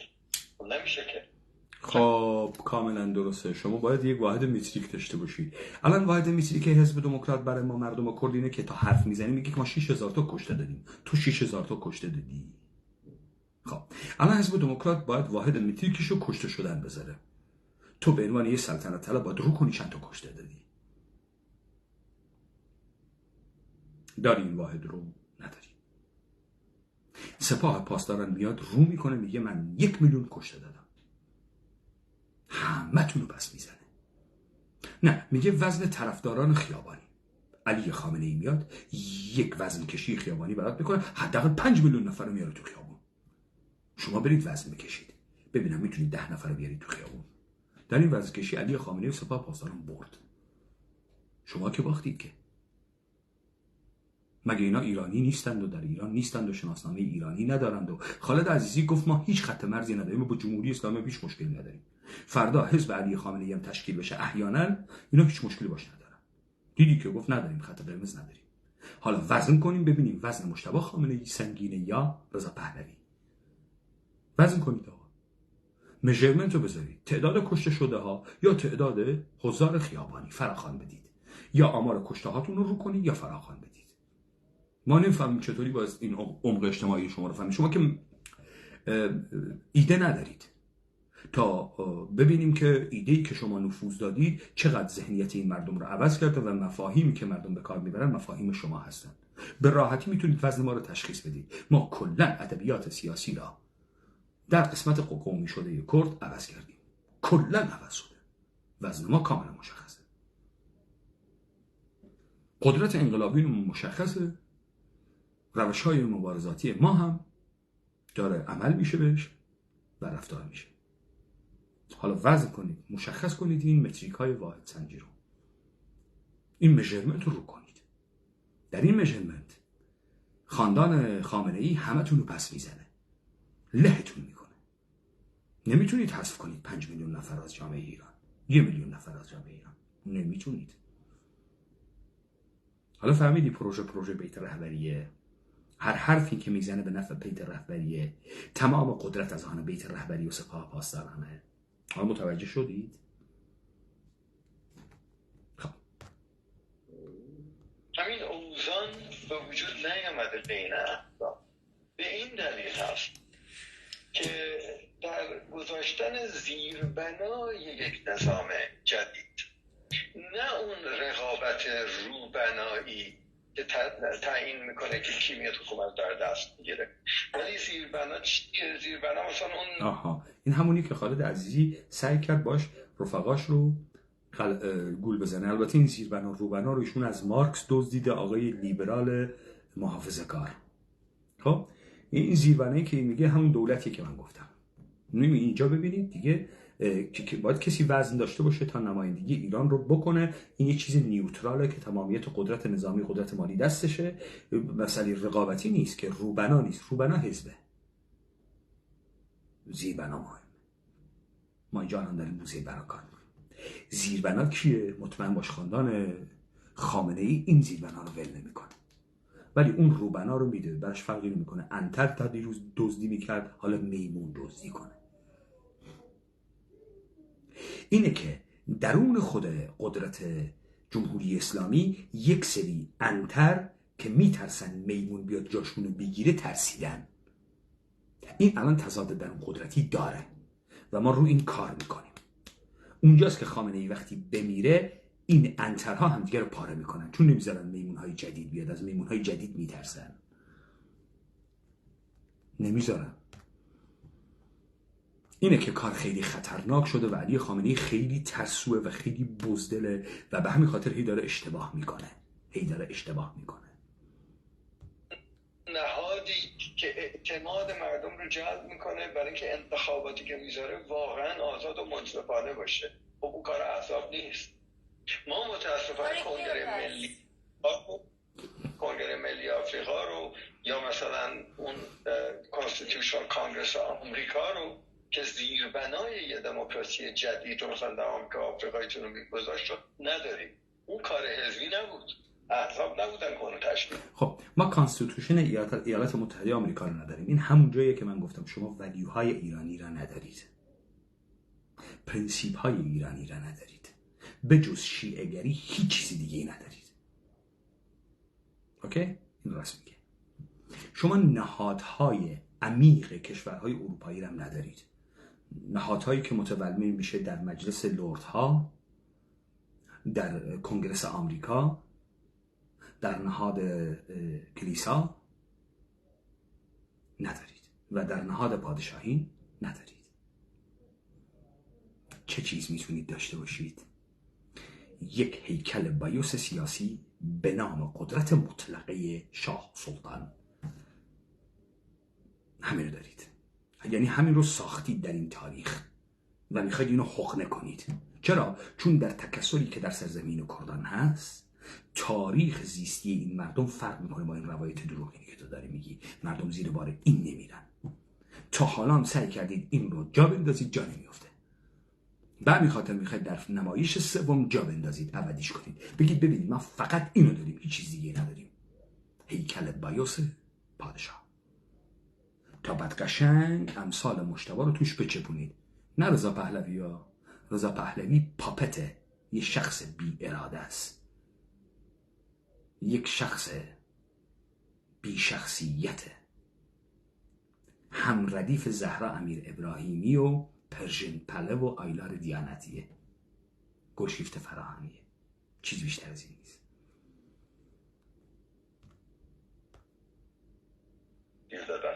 نیروهایی از باورهای مختلف آمدن برای که عقبه‌های مختلف اجتماعی خودشون بهشون اعتماد سازی. سازماندهی شکل گرفت اونجا آقای من معذرت میخوام واسه صحبتتون، ولی برای اینکه حالا بتونیم دقیق تر صحبت بکنیم، سازماندهی شکل گرفت. شما خودتون اشاره کردید، گفتید مثلا اگر احزاب دارن میان احزاب چپ فرضاً برای این به وجود آمدی که خب نگاه چپ رو حاکم بکنه، رقابت‌های بعد از تشکیل حکومت رو در واقع اینها دارن پی میگیرن، اما نمیشه از نقش اینها غافل شد. نه اینجا دروغ میگی. ببینید ماجرای کنگره ملی آفریقا اصلا اینطوری نیست که شماها دارید میگید. ماجرای کنگره ملی آفریقا منجر شد به جنبش‌های خیابانی، محله‌ای و تبدیل شد به حرکت توده‌ای.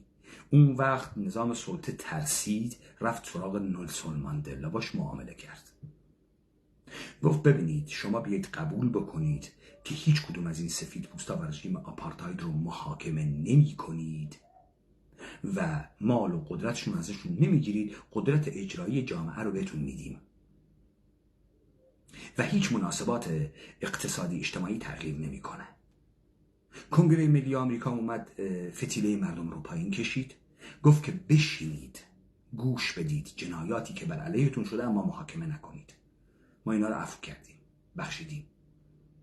طرف که بچه‌شو گرفته بودن آتیش زده بودن، تکه تکه کرده بودن، در تلویزیون میشست اون کسی که بچه‌ش رو آتیش زده بود داشت توضیح میداد که طرف رو چگونه آتیش زده، تکه تکه کرده و مادر زار زار گریه میکرد و او گردن کلفتر از سابق در آفریقای جنوبی زندگی کرد. بعد از کنگره ملی آفریقای جنوبی، بعد از نلسون ماندلای برد شده خائن، برید شرایط جوهانسبورگ رو نگاه کنید و خیلی مردمی که دیگه اونجا زندگی نمیتونه بکنه. تمام قدرت در دست سفیدپوستان ماند، تمام منابع مالی در دست سفیدپوستان ماند. هیچ اتفاقی نیفتاد. یه مشت فاسد جدید سیاه‌پوست وارد شده اینی کمی بخورن، اما اینها هم نوکرای سفیدپوستا بودن. چرا دروغ میگی؟ چرا میخواید واقعیت رو طور دیگری جلوه بدید؟ چون مردم ما سواد نداره، مطالعه نکرده، کنگره ملی آفریقا رو، روند آفریقا رو نکرده. تو کافیه بیای بگی نلسون ماندلا آدم خوبی بود و همه چیز به خوبی تمام شد. هنوزم که هنوز در آفریقای جنوبی جنگه، هنوزم که هنوزه به صورت بزهکاری و تبهکاری و قتل عام و اینها بروز هر روزه و هر ساعته داره. فقر و فلاکت و بی‌عدالتی و نابودی اون سرزمین رو در بر گرفته. کلاه بردار.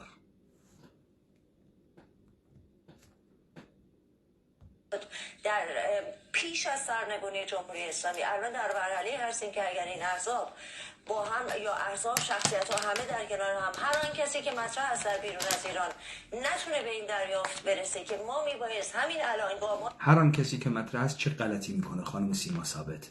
احیانا بسیج عمومی میکنه، مردم رو میاره تو خیابان. چه غلطی میکنه؟ خب الان شما فهمیدید، خودتونم اعتراف کردید، مردم بیاد تو خیابون قصد نداشته باشه و قصد عبور از حاکمیت نداشته باشه، با نیروهای مسلح حاکمیت در نیفته و اونها رو از کار نندازه، حاکمیت ساقط نمیشه. چهره‌های معروف چه غلطی میکنن؟ خب بدون این چهره‌های معروف شما گفتید مرگ یک دختر سقزی مردم ایران را بسیج کرد و به انقلاب توده‌ای کشاند. شما این رو گفتی. حالا دیگه نقش چهره‌های برجسته چه غلطی میتونه بکنه؟ خانم شماها دارید شیپور رو از سر گشادش میزنی. نقش یک نیروی چریکی گسترش دادن مخالفت عده‌ای نخبه است تا تبدیل کردن به حرکت توده‌ای. وقتی جنبش توده‌ای میشه دیگه عملیات چریکی انجام نمیشه که. نقش شخصیت‌های برجسته در زدودن مشروعیت و متمایل کردن توده مردم برای ظهور خود در خیابان و قصدمندسازی مردم در راستای به دست گرفتن قدرته. وقتی این عملا شما میگی خودجوش توسط مردم انجام شده، دیگه شخصیت‌های برجسته عملا چه کارن؟ هیچ کاره. حالا ما فهمیدیم اینم نیست. خب ما گفتیم نیست. ما گفتیم این حاکمیت خودشه داره نمایش اعتراضات میده. البته که مردمان بدبخت سرزمین ما هم درش هست. و میخواد تشخیص ما درست بود. گفتیم شما میارید ولی ما متعین میکنیم. تو میخوای سمت و سو بدی، ما باش برخورد میکنیم. تو آمدی نظر بر عمل سوار بکنی، شعار سازی کردی، اسم سازی کردی، انقلاب زنانه نامیدی، ژینا بازی کردی، مهسا بازی کردی، زن زندگی آزادی کردی. من زدم اینها رو و ما زدیم اینها رو و مسیر رو به سمتی هدایت کردیم که تبدیل به انقلاب واقعی بشه. ترسیدید، شکست خوردید، پاپس کشیدید. حالا تاکتیک رو عوض کردید بدون توضیح و بدون نقد اون اتفاقات. حالا میگی وارد فاز دوم شدی. فاز دوم اینه که امثال جوانان رشیدی مثل رهنورد رو اعدام در ملیاک عام کردن. خب این یعنی سکوت، یعنی سرکوب. تو چطور میری تو فاز دوم؟ خودتون دارید این رو میگید. ما گفتیم شکستتون دادیم. تحلیل ما درسته.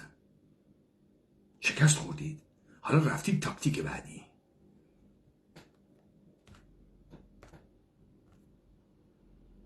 های جدی برداریم، آلترناتیو سازی کنیم، سازماندهی کنیم، برنامه‌ریزی کنیم، استراتژی تعریف بکنیم. اون وقت همینها در فردای در فردا به نسل امروز ایران باید پاسخگو باشن. من یک مثال مشخص خدمتتون عرض می‌کنم. در مورد اریتره به طور مشخص بعضی از تحقیقاتی که انجام شده اینه که اگر اریتره به جایی نرسید، در واقع به دلیل این بود که اپوزیسیون در خارج از کشور نتونست یک جبهه واحدی تشکیل بشه، اختلافاشون هیچ وقت حل نشد. این همین الان به عنوان یکی از اهرم‌های ناامیدی و در واقع سست کردن پیوند بین داخل و خارج مطرح شد که الان وضعیت اریتره رو شما دارید می‌بینید. خانم دکتر سعود، من خیلی خوشبینم به اینکه این آلترناتیو رو ایران رسیده، جامعه سیاسی ایران به این رسیده که میتونه این رو تعبیر. خوشبینی شما به عنوان یک رمال بایستی پذیرفته بشه. خوشبینی شما بابت حال خوش و مصرف مواد مخدر بایستی پذیرفته بشه.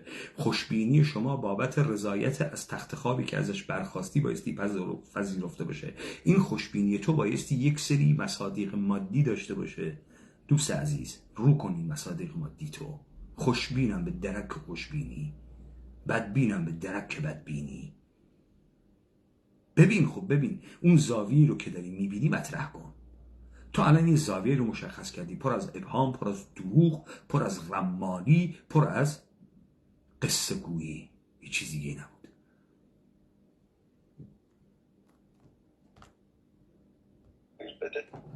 همونطوری که عرض کردم احزاب رو در نظر بگیریم.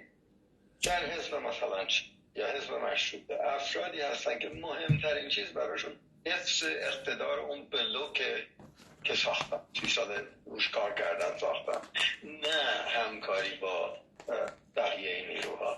خب اونا واقعا رول مهمی رو در ساختن زیربنای سیاسی برای ایران جدید نمیتونن بازی کنن. اونا میتونن خیلی خوب اون ساختارهای حزبی شد برای رقابت روی روبنا. وقتی که یه نهاد برگزار کننده انتخابات که اعتماد کل مردم رو به دست گرفته، نه دیگه کلاه بردار. تمام قدرت یک جامعه قدرت قوه قهریه است و قدرت مادی که مناسبات مبادراتی رو برمیسازه.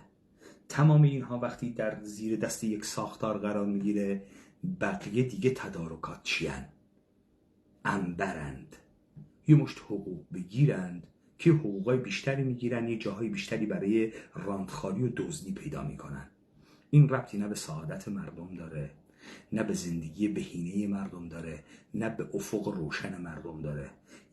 یک ساختار انقیادگر میسازی دوباره همونجا هست، یه مشت دزد کلاش رو میاری میچاپه میره. این جامعه نمیشه و جامعه انسانی نمیشه. این در بهترین حالت یک گاوداریه با تعویض نمایندگی‌هاش که داره از شیر و گوشت این گافا استفاده میکنه. این جامعه انسانی نیست، این یک جامعه پیشرو نیست، این یک کشور مرفه و سرزمین آباد و آزاد نیست.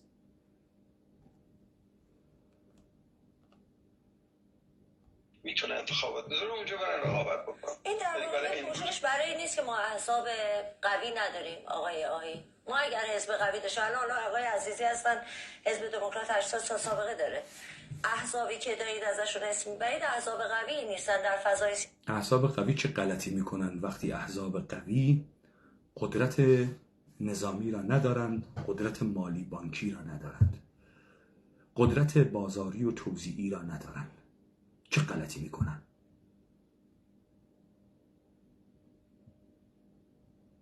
تو این توهمات رو به کی داری میدی؟ این داره میگه که ساختار دولت که اینهایی که من گفتم در انحصار داره سر جاش میمونه. و وقتی یه مشت پدر سوخته تدارکاتچی سر اینکه کی تدارکاتچی سر اون میز باشه با هم میجنگن. خب این حزب قوی چه غلطی میکنه؟ چه غلطی میکنه؟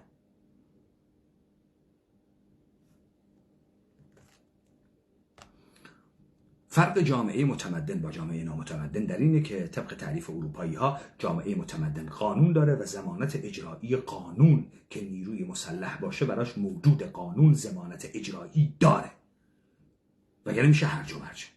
طبق تعریف اروپایی ها و تعریف ما یک حزب قوی چه چیزی داره که میتونه این کار رو بکنه؟ همین الان آهی بهت گفت که ما کانستیتوشن آمریکا رو نداریم تا رو قانون بیستیم. زور اینجا کار میکنه. ما یه سنتی نداریم که احیانا بر علیهش بگیم که این کاری که تو میکنی برخلاف سنت اجداد ماست. کانستیتوشن ایالات متحده آمریکا، اعلامیه استقلال، این بدیهی است که حق آزادی، حق حیات و حق تعقیب خوشبختی حقوق بدیهی است که خداوند به آحاد بشر داده است و بشر برای تثبیت این حقوق دولت‌ها را برساخته است و دولت‌هایی که در راستای نابودی مردم خود حرکت بکنند، مردم در راستای نابودی دولت باید حرکت بکند. این اصل کانستیتوشن ایالات متحده آمریکاست. لذا دولت ایالات متحده آمریکا رفتاری بکنه که حق آزادی، حق مالکیت، حق تعقیب خوشبختی و حق حیات رو از بین ببره، یعنی داره مردم رو نابود میکنه و مردم طبق تأسیس کردن به این کانستیتوشن باید این حکومت رو نابود بکنن. تو اینم نداری. میشه شخص پادشاه، شخص استبدادش ایرانی یا شرقی برساخته شرق شناسان، او تمامیت این قدرت را در دست دارد. حزب قدرتمند چه غلطی میکنه؟ هیچ. چرا این توهمات رو میدید به مردم؟ تحصیل کرده های علوم انسانی و سیاسی، کارمندان و مجریگیران و سله بگیرانه برای یه وعده غذا شما اینقدر بیشرفید واقعا. به همین خاطر میپرسم پدر و مادراتون کیان؟ شما امکان نداره در یک مجموعه انسانی که بر اساس شرافت و اخلاقیات روابط انسانی رو تنظیم کردن، با هم به صلح رسیدن، تأمین امنیت همدیگر رو کرده باشن، اینقدر بیشرف باشی. مجبور میشی شرف داشته باشی، مجبور میشی قوانین نانوشته رو رعایت کنی، مجبور میشی حق انسانهای دیگر رو به رسمیت بشناسی، مجبور میشی خود رو قدرتمند ببینی و دیگران رو قدرتمند ببینی، مجبور میشی همیشه در راستای قدرت خود حرکت کنی. معلوم شما بی بطه بی خانواده اید که شرافت ندارید، که اخلاق ندارید. رو کنید این ارتباطات وسیع اجتماعی، پیوندهای خونی نسبی سببیتون رو کنید، عمق اجتماعیتون رو کنید تا ما بفهمیم شما چرا انقدر بیشرفید.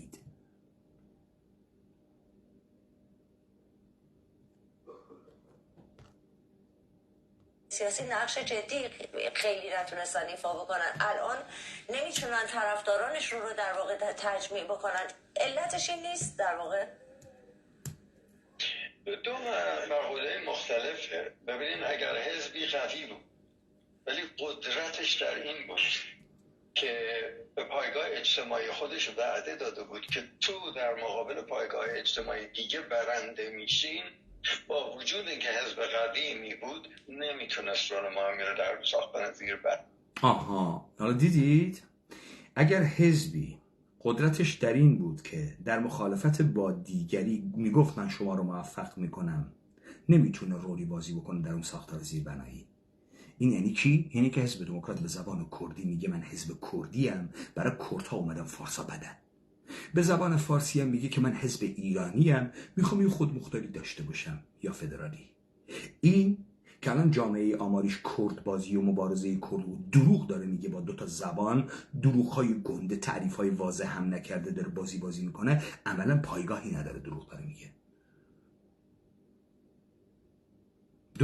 چون قدرتی رو که ساخته در تضاد با فارس ساخته. این فارس هم هیچ وقت دشمنش نبوده، حاضر بوده نوکر جد و آبادش باشه. فارس برساخته، فارس موجود نبوده انتزاعی.